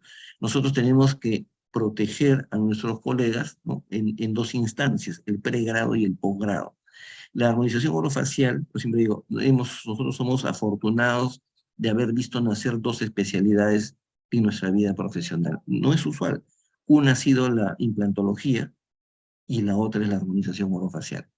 Cuando nace una especialidad siempre hay estos problemas, ¿no? Primero, algunos especialistas niegan que sea parte de la profesión y después lo aceptan por un interés de diferente tipo, ¿no? Que es la etapa en la cual está la armonización orofacial. La Sociedad de Cirugía Maxilofacial, la Asociación, perdón, de Cirujanos Bucales y Maxilofaciales del Perú, la cual yo no soy miembro, ¿no? Por diferentes razones, decía cómo era posible que se hiciera bichectomías en el Perú, que los odontólogos no debían hacer bichectomías, que eso no es legal, eso no es científico. Y ahora han sacado un comunicado hace 3 meses diciendo de que eso es competencia, sí, del odontólogo, pero es competencia del cirujano maxilofacial. Es decir, cuando me conviene económicamente, sí digo que es parte de mí, ¿no? Pero lo cierto es que en pregrado yo empecé, creo que hay también otras universidades, yo empecé a colocar los temas de armonización orofacial dentro del sílabus de cirugía por el momento. Entonces, cuando yo coloco los temas de armonización orofacial en el sílabus de mi curso, ese sílabus es aprobado mediante una resolución del rectorado, ¿no? Ya sale una resolución vicerrectoral, perdón, ¿no? Aprobada por el Consejo Universitario. ¿Eso qué significa? Que todo lo que está contenido en mi sílabus es competencia del odontólogo. Entonces yo ya he colocado en la Universidad Villarreal esos temas, bichectomía, armonización facial, PRF, qué sé yo, ¿no? ¿Para qué? Para que quede constancia de que esas competencias corresponden al odontólogo. Ya tiene que venir el posgrado, que es otro tema, en la cual tienen que organizar un curso de posgrado para reconocimiento ya o formación de especialistas, que es otro tema, ¿no? Entonces, las especialidades en el Perú son reconocidas por la universidad y no por el colegio ontológico y no por las sociedades científicas, ¿ya? Eso para que estén más tranquilos. Seguimos entonces, vamos a ver, miren, acá hay una pera apical. Era un paciente que tenía un tratamiento de endodoncia, y el doctor, muy experimentado, muchos años en el ejercicio profesional, desobturó la endodoncia de la segunda molar, y como se ve en la radiografía derecha, ¿no? Se produjo una sobreobturación. Bueno, él hizo una sobreobturación, la quiso retirar porque había dolor, y al retirar, sin querer, seguramente en algún momento el instrumento se pasó más allá. El asunto es que el paciente terminó con una parestesia. Eso se llama impericia, ¿no? O sea, eso no es negligencia, porque él hizo las cosas correctas, pero la falta de precisión en algún momento, no sé, la falta de concentración en esa fracción de segundo, hizo de que cometiera accidentalmente ese daño al paciente, y felizmente hemos conversado con el paciente y esperado el tiempo prudencial para que por lo menos haya disminuido significativamente esa parestesia. Es un caso de impericia, ¿no? Impericia es esto, ¿no? La paciente Brigitte es sometida a un tratamiento de endodoncia, y bueno, fíjense, el cono se fue hasta el seno maxilar, ¿no? Y recuerdo a esta paciente Brigitte porque a mí me la enviaron para solucionar el problema, e inicialmente le dije, si esto sale por las buenas, Brigitte, es una extracción simple. Si no sale con la extracción simple, tengo que hacer una cirugía dentro del seno maxilar para poder abordar el seno y retirar el instrumento sobreobturado. Felizmente, tuve la precaución de hacer las cosas con cuidado, hice la extracción, y durante la extracción salió con el cono completo. Ahí terminó mi participación, ¿no? Meses después me llaman del Poder Judicial, en el Cono Norte, ¿no? Por esta paciente. Y me dicen, usted atendió a este paciente, y me mandan en tono agresivo, ¿no? De parte del fiscal en tono agresivo, como que yo le hubiera hecho ese daño. Entonces tuve que ir hasta el Cono Norte. Yo vivo en San Borja, ¿no? Trabajo en La Victoria, y tuve que ir a mandar a una persona hasta el Cono Norte, Poder Judicial del Cono Norte, para enviar un documento de mi abogado para aclararle de que yo no había hecho la endodoncia. Yo he solucionado el problema, ¿no? Y fue ahí donde recién me dejaron libre. Pero miren hasta dónde puede llegar un caso en el cual yo le solucioné el problema. Lo que había pasado en el camino era que la paciente fue a reclamarle al dentista por haberle hecho eso. Entonces, el doctor, yo pienso que pudo haber transado, pudo haber reconocido, ¿no? Pero dijo, no, yo no tengo nada que ver, ya te cobré la endodoncia, ya la endodoncia está bien hecha y ya se solucionó.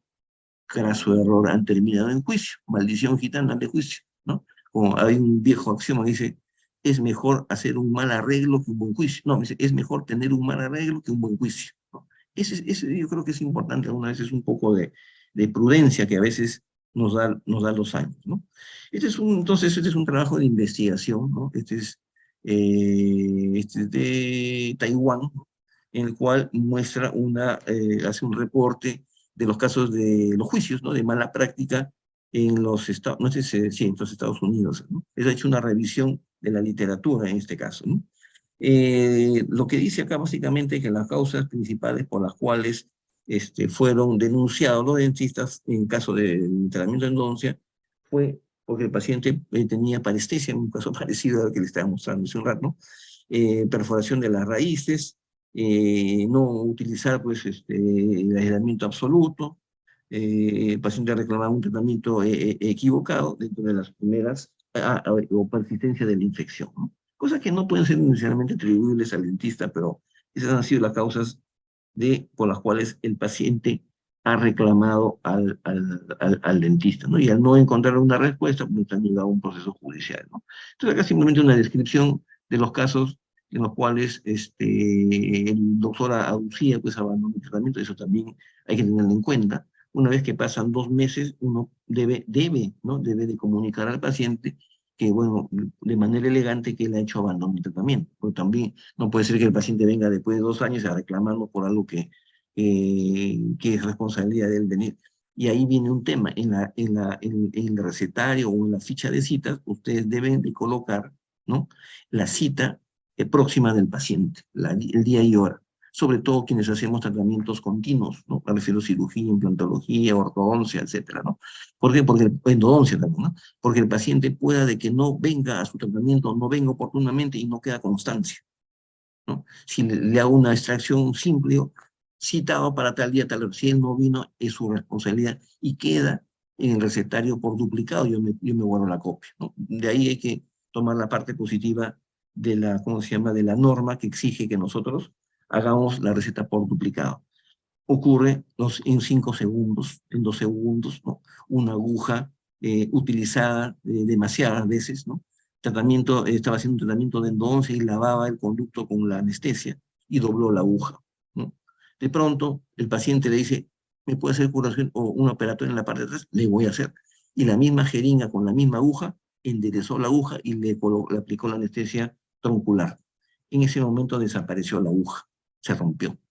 Pero en su desesperación, el doctor, en lugar de tener un poco de pausa y llamar a un especialista, todos somos seres humanos, lo que hizo fue tratar de buscar la aguja. Y lo único que consiguió es que la aguja se metiera más adentro, ¿no? Y terminó eso en sala de operaciones. Colegas, a todos nos puede pasar, ¿no? Esta es la tomografía, acá se ve ¿cómo se llama? La aguja rota, ¿no? Estamos en época de implantología, ¿no? Y hay que tener cuidado con lo que hacemos. Yo sé que hay casos que son simples, que no complejos, pero a veces cuando nos aventuramos en algo de manera imprudente, pienso yo, porque yo creo que sí sabe hacer el doctor, pero ha habido imprudencia y ha habido mal diagnóstico, ¿no? Mal diagnóstico porque el seno maxilar está velado, el paciente tiene una sinusitis antes que el implante sea introducido en el seno. Y está con el pilar, quiere decir que puso el implante, notó, se dio cuenta del error e insistió en colocarle el pilar, ¿no? Y ahí donde ajusta el pilar es donde desaparece el implante dentro del seno maxilar, ¿no? Entonces, el paciente Arturo finalmente terminó con un implante dentro del seno maxilar. Este es otro caso, estamos hablando también, estamos en época de mini implantes en ortodoncia, ¿no? Una consulta muy sencilla, un doctor me dice, doctor, ocurrió un accidente, estaba colocando un mini implante y mire, se me ha ido hacia atrás. ¿Dónde está? Tómale una tomografía, el implante está en la zona, la fosa pterigo-maxilar, ¿no? Bueno, me ofreció el caso, pero finalmente el paciente decidió irse a otro lugar, me parece muy bien, pero el hecho es que aquí ha habido un acto de impericia, ¿no? El implante terminó, el mini implante de ortodoncia terminó en la fosa pterigo-maxilar. También hay pacientes abusivos, ¿no? O sea, también hay que tener en cuenta pacientes que a veces se aprovechan de la situación, pacientes que magnifican para sacar un provecho, pacientes que se dan cuenta que el doctor tiene buen movimiento, el paciente dice, por acá puedo puedo hacer mi agosto en el mes de marzo, ¿no? Y realmente es muy frecuente, es bastante frecuente, es más frecuente cada día, perdón, que los, los abogados estén cerca del consultorio y no precisamente para recibir atención, ¿no? Entonces tengan mucho cuidado con pacientes que son magnificadores, o pacientes que quieren aprovecharse, ¿no? Y eso he tenido algunos y he tenido conocimiento de otros, ¿no? Pero lo que yo nunca me esperé hace 3 años es que una colega me hiciera eso. Es una paciente, le he borrado el nombre, he borrado todos los datos para que no haya ¿no? Ningún problema de ningún tipo legal contra mí, ¿no? Pero tengo que exponer el caso. Es el caso de una molar superior que se fracturó, en este caso el segundo molar izquierdo, la pieza 2.7. Se fue al mejor o uno de los mejores radiólogos del Perú, le hizo una tomografía y le dijo, tienes que extraer este diente. Fue donde uno de los mejores endodoncistas del Perú y le dijo, tienes que extraer este diente. Entonces, ella pensó en mí para que le hiciera la extracción de esa molar, ¿no? Me mandó WhatsApp primero, después me mandó correo electrónico, doctor, me han dicho que tengo que hacerme, yo quiero que usted me la extraiga, ¿no? Entonces le hice la extracción, y como yo tengo la costumbre, ¿no? De no cobrarle a los doctores, mis colegas, yo nunca les cobro, sea cual fuese el tratamiento, yo no les cobro, no es una publicidad para que todos vayan al consultorio, pero es mi costumbre porque pienso que nosotros tenemos que ser solidarios entre nosotros mismos, ¿no? Así como son los médicos, un médico le requiere de una cirugía de abdomen, ellos se operan gratuitamente y ellos no se cobran, ¿no? Y yo digo los dentistas, ¿por qué no, no? Entonces le hice la extracción y a los pocos días se comunica conmigo el abogado de la doctora, ¿no? Y lo tengo que decir con esos términos, el abogado de la colega, de la odontóloga que es paciente, me llamó primero y me mandó un WhatsApp, ¿no? Dice, bueno, el WhatsApp de la izquierda es donde la doctora me dice, yo soy la doctora Juanita Pérez, necesito que me traiga un piso 1.6, está invertida la radiografía.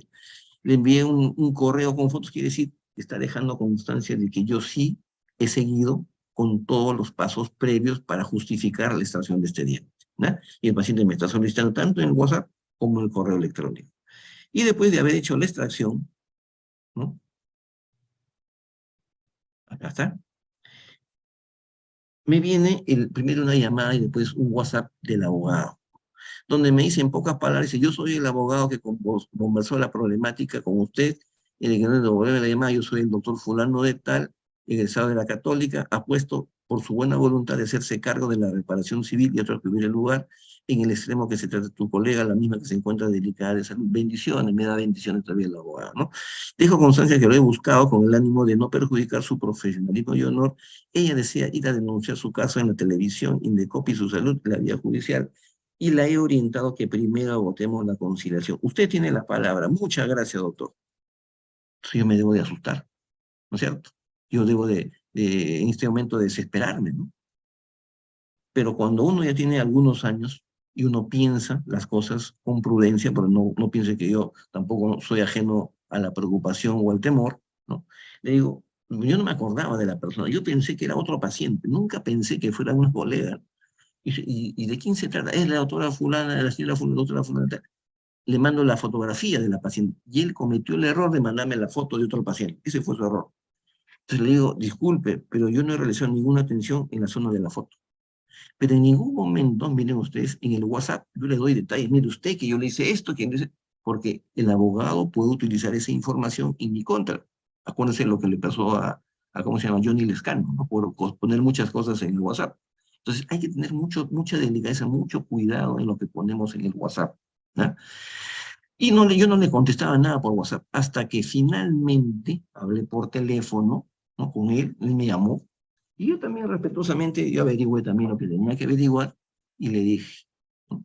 Mire, doctor, le agradezco la llamada, pero ya consulté con mis abogados, ¿no? Como si yo tuviera un staff, un buffet de abogados, ¿no? He consultado con mis abogados, y me han recomendado, espere pacientemente la invitación o la citación de la DIRINCRI. Cuando me mande usted la citación de la DIRINCRI, yo encantado, doctor, y muchas gracias. ¿Ustedes creen que me llamó? Nunca más me llamó, porque el abogado sabe del tema. Ya al decirle eso, sabe que yo conozco el procedimiento, sabe que no me puede amenazar, y que lo más probable, como era evidente, no había ningún indicio de negligencia ni indicio de impericia de mi parte. ¿Correcto?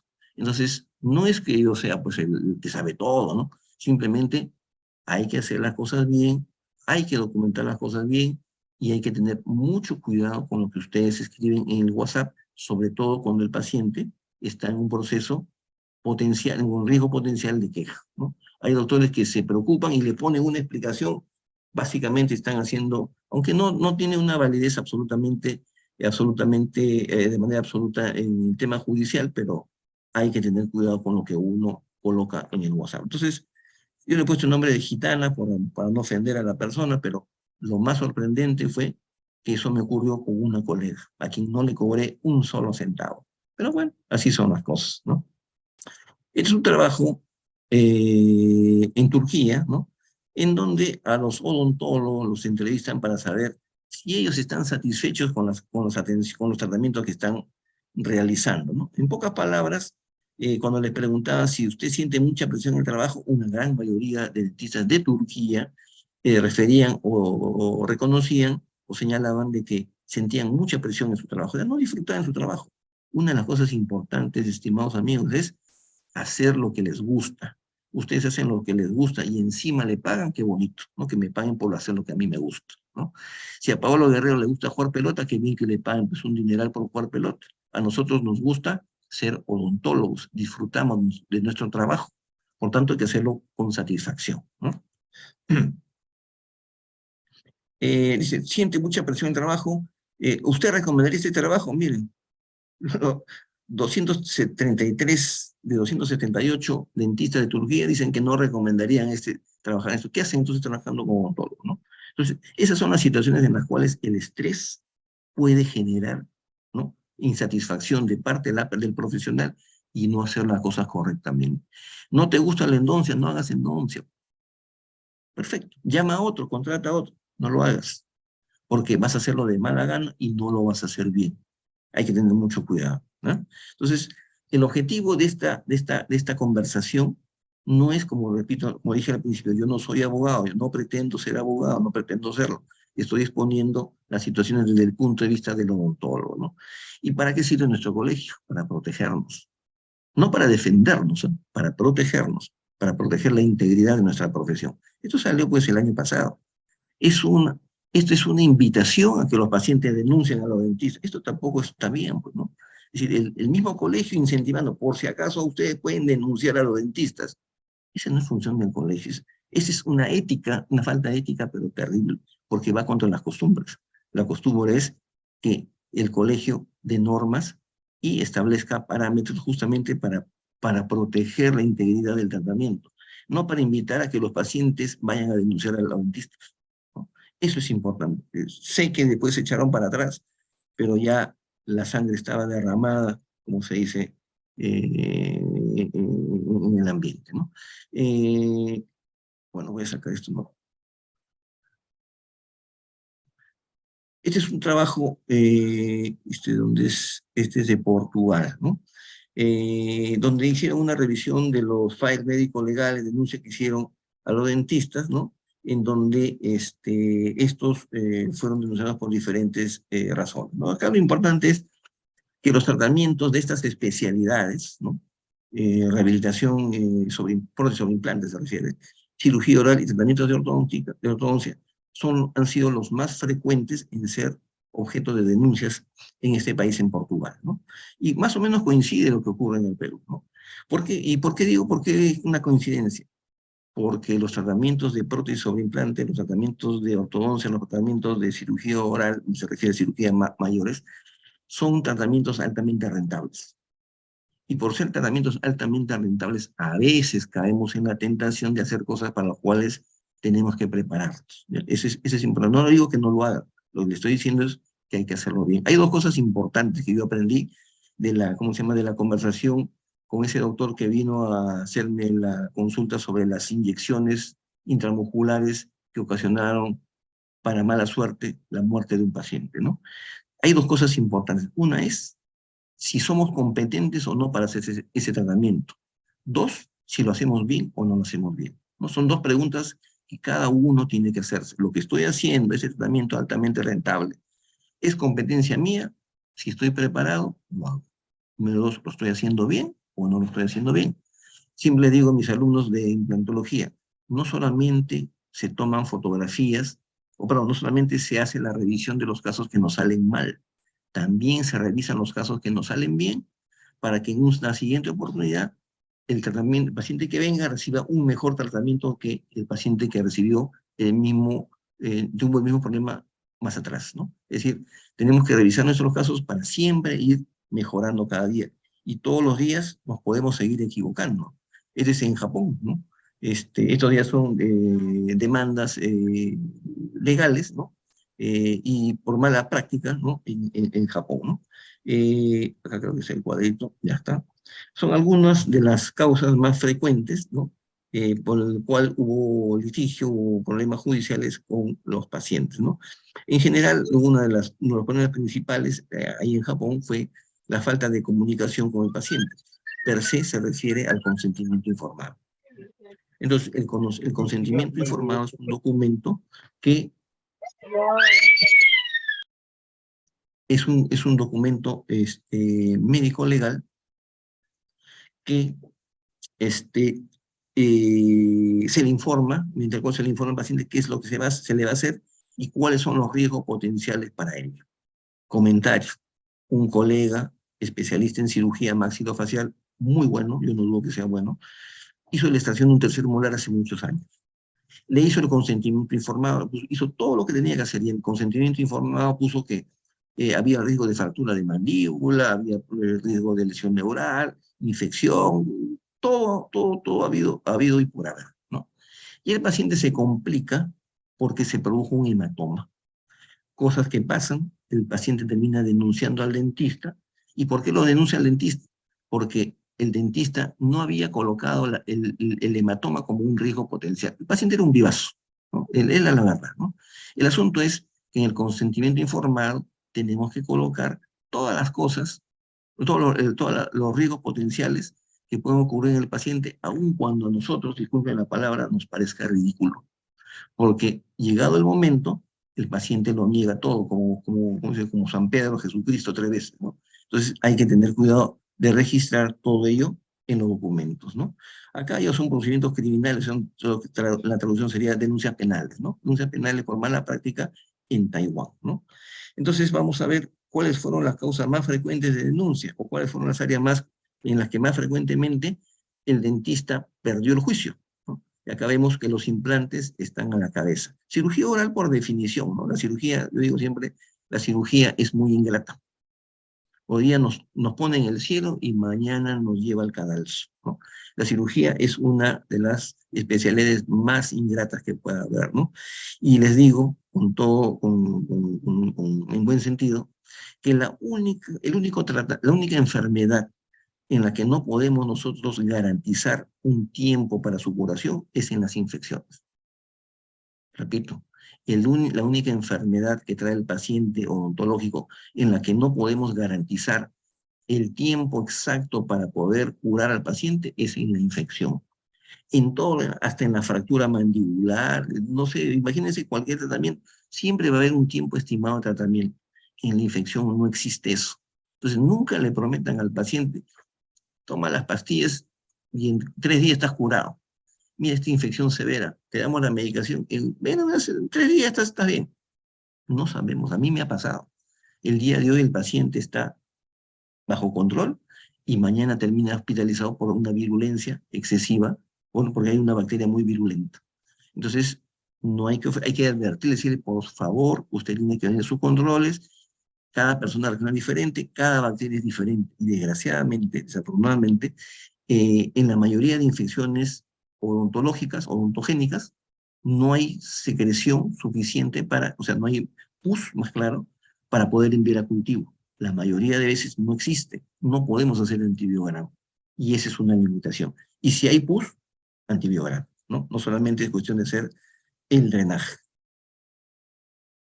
Este es un trabajo en Arabia Saudita, se parece mucho a la realidad del Perú, ¿no? Casos de juicio, ¿no? Litigios también son, ¿no? Por mala práctica en Arabia Saudita, ¿no? Ha ocurrido con los dentistas. Allá cuáles son los tratamientos en los cuales hay mayor cantidad de denuncias, por entonces rehabilitación oral, ¿no? Endodoncia o ortodoncia, ¿no? Cirugía, menos mal, por ahí está tranquila, ¿no? Y cuáles fueron los resultados, los veredictos de las sentencias, ¿no? Ocurridas, ¿no? La más frecuente fue una indemnización monetaria, esa ya, ¿no? No digo que va a ocurrir, ¿no? Pago de penalidades al gobierno, es como un Indecopi que tiene que pagar sería pues ¿cómo le llaman esto? Una reparación civil, pero al Estado, ¿no? Pero nuestras normas, nuestras leyes son diferentes. Hace años leí, ¿no? Una página web en donde aparecen los juicios, ¿no? Las sentencias, perdón, las sentencias judiciales en Estados Unidos. En Estados Unidos, una de las causas principales de demanda judicial es la lesión del nervio lingual, ¿no? Porque ellos extraen los terceros molares no por vestibular, sino por lingual, ¿no? Una cosa curiosa. Y una de las sentencias, todavía me acuerdo, en la que el dentista tuvo que pagar $1,500,000 de indemnización, fue porque vino un paciente con una corona en mal estado, una corona, una rehabilitación, ¿no? Le cambió la corona, retiró la corona, la limpió, se la volvió a cementar, pero no le dio ningún antibiótico de por mes, ningún tratamiento antibiótico, ¿no? Y después de algunos días el paciente desarrolló un edema cerebral, una infección cerebral, y los médicos allá buscaron por todos los medios cuál era el foco infeccioso. Lo único que encontraron como antecedente previo fue la manipulación de esa corona en mal estado, que fue recementada por el dentista y a la cual no le dio un tratamiento antibiótico. Bueno, el juez, y cada uno piensa de su manera, sentenció de que ese dentista debió de haber dado tratamiento antibiótico profiláctico. Como no lo dio, él se hizo acreedor a una multa, ¿no? Para una reparación de $1,500,000. Bueno, son cosas que ocurren en diferentes países. Y quiero terminar con los casos clínicos con algo que personalmente a mí me choca, ¿no? Si bien es cierto, ya he perdido la cuenta de cuántos pacientes he hecho el diagnóstico de cáncer, no es algo que a mí me enorgullezca, ¿no? Cada vez que tengo que dar la noticia a un paciente, se me escarapela el cuerpo y tengo que decir las cosas como deben ser, como he dicho en otras clases cuando hablo de cáncer oral, ¿no? Este es el caso de una señora de 67, 68 años, que fue al dentista, primero fue al dentista, sí, pues lo dice la doctora Cristina, que hace una semana hizo una extracción de una pista 3-8 y el paciente se fue a la fiesta, ¿no? Y por eso hubo complicación. A veces hay que ponerle al paciente que tiene que descansar, ¿no? También hay que ponerle la red. Te va de fiesta de pachanga y es tu responsabilidad. Pero esta señora tenía movilidad una de las piezas dentales. Ella no se acuerda si fue premolar o molar, ¿no? Y como se le movía el diente, el doctor, bueno, no digo que no generalizo, pero se fue a un establecimiento de salud del MINSA, le hicieron la extracción del diente. Bueno, pasó, eso fue 3 años antes, ¿no? Se le seguía moviendo, ya desconfió, dudó porque le seguía doliendo, dudó del primer dentista, y como ella tenía acceso a salud, porque es trabajadora, se fue a salud. Y en salud le hicieron la extracción de los otros dientes, ¿no? Después, como seguía la molestia, ya desconfió de salud, dijo, no, mejor pago mi plata y me voy a un dentista particular. Fue al dentista particular y le extrajo el otro diente que quedaba. Y cuando viene a mi consulta ya por referencia de una doctora, Alameda, Alameda, Alameda, Alameda. A ver, por favor, seguimos en la mood call. Listo, perfecto. Entonces le decía que llega a mi consulta por referencia de una buena doctora, ¿no? Que dijo, acá hay algo raro, hay algo que no conozco, lo voy a derivar. Y me lo derivó. Vi que la herida permanecía abierta, había un tejido hiperplásico muy pequeño en el fondo del surco, había un dolor leve en la paciente. Le pedí la panorámica que había traído, ella venía ya con tomografía, y vi que el seno maxilar está opaco. Aproveché para ver la tomografía que ella trajo. No, yo le pedí la tomografía, ya la acordé. Y la tomografía en uno de los cortes, miren, en el corte axial muestra que hay una lesión que ha destruido y está destruyendo también de manera activa el maxilar superior. Y estas lesiones que parecen hueso mordisqueado se le llaman lesiones osteolíticas puras, que son características de lesiones muy agresivas. Y acá, encima de mi cabeza, al lado derecho, el corte frontal, o sea, coronal, donde se ve que la destrucción es en el piso del seno maxilar y en la pared externa. Hay una masa que ocupa eso. Le hice el procedimiento que sigue aquí, no es darle antibióticos. El procedimiento que sigue aquí es indicarle una biopsia, ¿no? ¿Por qué? Porque a mí esta lesión que aparece en la tomografía me parece que tiene características de neoplasia maligna. Yo no puedo afirmar, pero tengo que hacerle la muestra. Y le envié a patología y el resultado es este. Diagnóstico compatible con carcinoma epidermoide infectado. Bueno, nadie tiene la culpa que el paciente haya desarrollado ese problema, pero la paciente perdió 3 años. Y eso es lo que a mí me ha afectado, ¿no? Porque 3 años que el paciente ha podido recibir tratamiento para el cáncer. Claro, yo no le digo eso al paciente, se lo estoy comentando a ustedes como colegas, como amigos, ¿no? Pero no es posible que en estos tiempos hagamos extracción de un diente que se mueve sin tomar radiografía, ¿no? ¿Cómo le llamamos a eso? Ustedes pónganle nombre, ¿no? Pero lo cierto es que lo primero que tenemos que hacer para evitar problemas legales es prepararnos. Y si no sabemos porque vemos algo que no es normal, siempre hay alguien que sabe más que uno. Yo también tengo conocimiento de personas que saben más que yo en alguna cosa. Entonces, le tengo que mandar al paciente quien sabe más que yo. No hay ninguna falta, el paciente va a quedar agradecido. No es que pierdo mi paciente, no es que como me llame, dice, doctor, ¿y cuánto me cobra por hacer la extracción? ¿Y qué le digo? ¿Que te voy a pagar a ti? El paciente va a pagar a ti, no me va a pagar a mí, yo voy a hacer el tratamiento. Entonces, esas cosas de no querer soltar al paciente también son problemas éticos y que se están generalizando en la odontología en el Perú. Y eso es algo que tenemos que ir corrigiendo poco a poco. Yo estoy seguro que ninguno de los que están pretenden hacer eso, pero está ocurriendo cada vez con mayor frecuencia. No quieren soldar al paciente y están haciendo cosas que no son correctas, ¿no? Eso quería de todas maneras compartir para quedarme tranquilo. Y nuevamente reiterarles que la principal, que la principal manera de no equivocarse es prepararnos. Y nuevamente los invito a que el que desee el libro coloque su teléfono en el chat y el día de mañana nos estamos comunicando con ustedes para iniciar la entrega de los libros a partir del día lunes o el día martes, ¿ya? A todo el Perú, acá no hay limitación de tiempo, llegamos a todo el Perú. Tenemos entonces conclusiones generales y conclusiones específicas. No me da un poco el trabajo de pensar más allá, ¿no? Más allá, porque creo que mi mensaje, ¿no? ¿Cómo se dice? Mi responsabilidad, mi misión, esa es la palabra, mi misión es compartir las experiencias con otros colegas. La única diferencia entre ustedes y yo es que yo me he equivocado antes que ustedes. Después no hay otra diferencia. Entonces, ¿para qué voy a esperar que ustedes se equivoquen cuando yo ya he encontrado que hay unas cosas que no son correctas? Se las comparto para que ustedes hagan las cosas mejores que yo, ¿no? Entonces, una de las primeras conclusiones generales es que tenemos que capacitarnos de manera continua. No es que ya me dieron mi título hace 30 años, no, ya para qué voy a estudiar. Si el título me lo dan al nombre de la nación.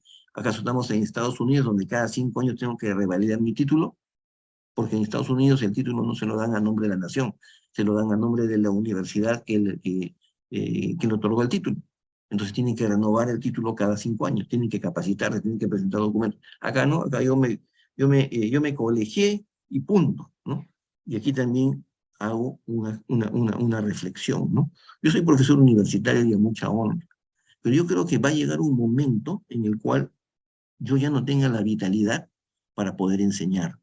Tengo que retirarme, tengo que dar paso a los más jóvenes, tengo que dejar que la institución crezca y que los jóvenes tengan información actualizada. Si yo no ejerzo la profesión, ¿qué cosa voy a enseñar? Hay una norma, un artículo que se ha aprobado en la ley universitaria que dice que ahora los profesores universitarios se jubilan ¿cómo se llama? En el cementerio del Ángel, prácticamente. Es decir, ya no hay límite de edad para ejercer la docencia. ¿Qué podemos esperar de profesores que ya no ejercen la profesión y siguen enseñando? ¿Qué le van a enseñar a estos muchachos? ¿Qué van a aprender? Cómo van a ejercer la profesión estos chicos que no tienen la culpa, que han tenido que vivir 2 años de estudios universitarios vía Zoom, ¿no? Son cosas que tenemos que reflexionar en algún momento. Entonces tenemos que capacitarnos de manera permanente. Tenemos que optimizar las atenciones en nuestro consultorio. En mi consultorio cada día tengo que cambiar, mejorar el procedimiento y los servicios, porque lo que es bonito para el día de hoy, mañana ya se desgastó, el paciente ve que mi consultorio se va envejeciendo junto conmigo, no puede ser, ¿no? Y ustedes son más jóvenes que yo. Entonces tenemos que ir optimizando tanto las atenciones, merced o gracias a la capacitación continua, o comprar nuevo equipamiento, nuevas cosas, pero también tengo que mejorar el servicio, ¿no? Sí, sí, Carmen, la doctora Carmen dice, Carmen Camones, que también tuvo un paciente con un premolar con movilidad grado 3, le tomé una radiografía y lo derivó. Perfecto, esa es la manera, ¿no? Cuando hay duda, lo derivamos. Una cuarta conclusión, que hay que mejorar la comunicación con tu paciente. Le digo, tu paciente, ¿no? Porque yo con mi paciente sí trato de tener la mejor comunicación. Y si se rompe, hay que romperla bien, hay que romperla rápido, no hay que convertirlo en una relación tóxica, dice, ¿no? Es decir, una relación con una persona con la que no tienes nada de empatía y sin embargo estás con esa persona, ¿no? Igual con el paciente. Córtala, ¿no? Ya, el paciente ya no es tuyo, córtala. Si tienes que devolverle algo, le devolverás, pero ya no es tu paciente, ¿no? Y la última de la conclusión general es que tenemos que mejorar la comunicación con nuestro equipo. En odontología trabajamos en equipo. No es que yo trabajo solo en el consultorio, tenemos un equipo de personas que trabajan con nosotros. Y como tema, como conclusión específica, tenemos que actuar con ética, ya hemos explicado qué cosa es la ética, tenemos que revisar nuestros procedimientos y también nuestros procesos, quiere decir, todas las cosas que hacemos en nuestro consultorio, porque hay algo que no estamos haciendo bien de repente, ¿no? Con la rutina nos olvidamos y tenemos que escuchar a la secretaria, tenemos que escuchar al asistente dental, doctor, el paciente se está quejando, el paciente está manifestando eso. Ah, no, ese es quejoso, no. Hay que ver por qué es que el paciente está haciendo ese comentario o no se está sintiendo cómodo con lo que le estamos haciendo. Tenemos que adecuar nuestro consultorio a las normas, nos guste o no, las normas tenemos que cumplirlas, no las que nos conviene, sino de alguna manera, porque eso va a contribuir a la mejora del sistema odontológico en el país, ¿no? El consentimiento informado tenemos que insistir, hay que hacerlo con todos los pacientes y de manera general, como lo hacen todos ustedes, estoy seguro, tratamientos de calidad, ¿no? Es decir, no necesito ser especialista para hacer un tratamiento de calidad, ¿no? Dice el doctor que tenemos que colocar en los recetarios para que sea legal. Le voy a compartir la norma técnica en el WhatsApp. En pocas palabras, el recetario sea por duplicado, en el recetario, en el encabezado, como siempre, esté el nombre del dentista, su teléfono, su colegiatura, ¿no? Después que esté impreso una frase donde diga nombre del paciente, es decir, todos los recetarios tienen que ir con nombre del paciente, nombre y apellido. También debe figurar el diagnóstico, de estar impreso y decir diagnóstico, y al costado nosotros lo llenamos, y también recordar que tenemos que recetar solamente con el nombre genérico, ¿no? Y si queremos recomendar un medicamento de marca, entre paréntesis colocamos el nombre de la marca de medicamento, el nombre del medicamento de marca que nosotros estamos recomendando, ¿no?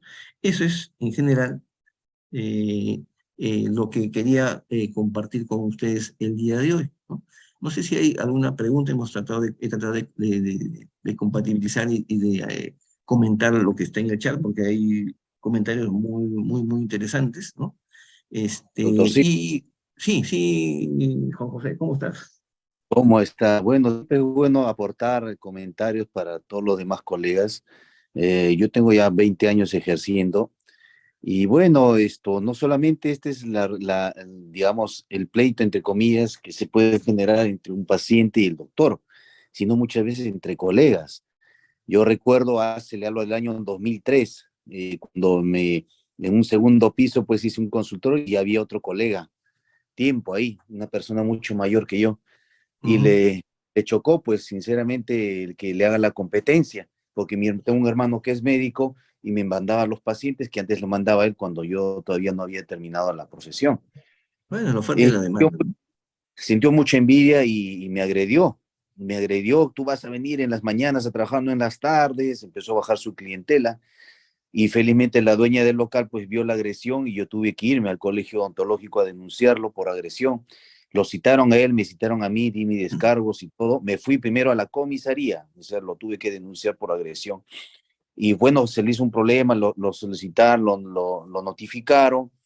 Gracias a Dios, hubo una reunión entre colegas del Ministerio de Salud en esos años y lo vi a él y lo muy importante, doctor, incluso con los pacientes, es aceptar su error, ¿no? Entonces, él aceptó su error y yo lo perdoné y le dije, mira, colega, ya dejemos estas cosas, olvídate, vamos a trabajar juntos y después de ahí en adelante empezamos a trabajar bien, se archivó el caso, no fui a más, no le pedí nada de económico, se empezó a portar muy bien, ya nos saludábamos y todo quedó pues en buena forma, ¿no? Como debería ser. Ujú. Entonces, ahí Ya, el celo entre colegas que se portan mal, ¿no? Interesante el caso. le ganó la adrenalina al doctor. Pero bueno, a veces como seres humanos nos equivocamos, pero felizmente reflexionó o lo hiciste reflexionar de alguna manera. Bueno, en general, agradecerle a todos ustedes, ¿no? Eh, el WhatsApp de este grupo va a seguir abierto, ¿no? Para enviarle más información. Y en el caso del consentimiento informado, hay tantos consentimientos informados como personas hay. En la página web del Colegio del Perú hay unos consentimientos informados muy interesantes, lo pueden bajar de ahí, simplemente lo adecúan, ¿no? Me parecen muy interesantes, ¿no? Y cada uno va a tener un punto de vista. Lo importante es el llenado del documento. Por si acaso también existe una norma técnica para eso, pero se refiere a las partes. pero como en la página web del Colegio Odontológico del Perú están algunos modelos, lo pueden bajar, ¿no? Para que ustedes puedan, lo que sí es importante es que eso no, el Colegio Odontológico no me está enviando por si acaso, pero una forma de protegernos también es estar al día en las cotizaciones del colegio. O sea, nos guste o no, el colegio es la institución que nos cobija, ¿no? Y que con sus aciertos, con sus errores, con todas las cosas, es la institución madre de la odontología, y nosotros no podemos ejercer la profesión si no estamos al día en nuestras cotizaciones. Gracias, Freddy, ahí vamos a comunicar. Y en general de parte de ONS, Odontología, Negocio y Salud, de parte de la doctora Carmen Plasencia, que es la gerenta general, de parte de la señorita Eliana Ramírez, que siempre nos acompaña y que es la dulce voz en off, como le digo a Eliana, les damos las gracias por haber participado en esta actividad, ¿no? Y seguiremos conversando, hay muchas cosas que conversar, y los documentos que yo pueda tener los voy a compartir en PDF, que no he hecho más que bajar los documentos que están por si acaso en la página web del MINSA, ¿no? En lo que hay tantos documentos, también lo pueden bajar ahí. Algunos de los que tenga yo los voy a compartir a través del WhatsApp para que ustedes ya lo puedan tener, ¿no? De todas maneras, ¿no? Y que es importante adecuarse siempre a las normas que existen, porque ese es nuestro deber, ¿no? Deber significa obligación, ¿no? Listo, buenas noches y que tengan un bonito fin de semana con muchos pacientes y también en su familia disfrutando de este bonito fin de semana. Lo que viene ya es la Semana Santa y ya nos estaremos comunicando como siempre para compartir información acerca de otros cursos ya que hacemos nosotros, pero también de algunas conferencias gratuitas que yo creo que son importantes para que el odontólogo tenga conocimiento, ¿no? Muchas gracias y que tengan una linda noche.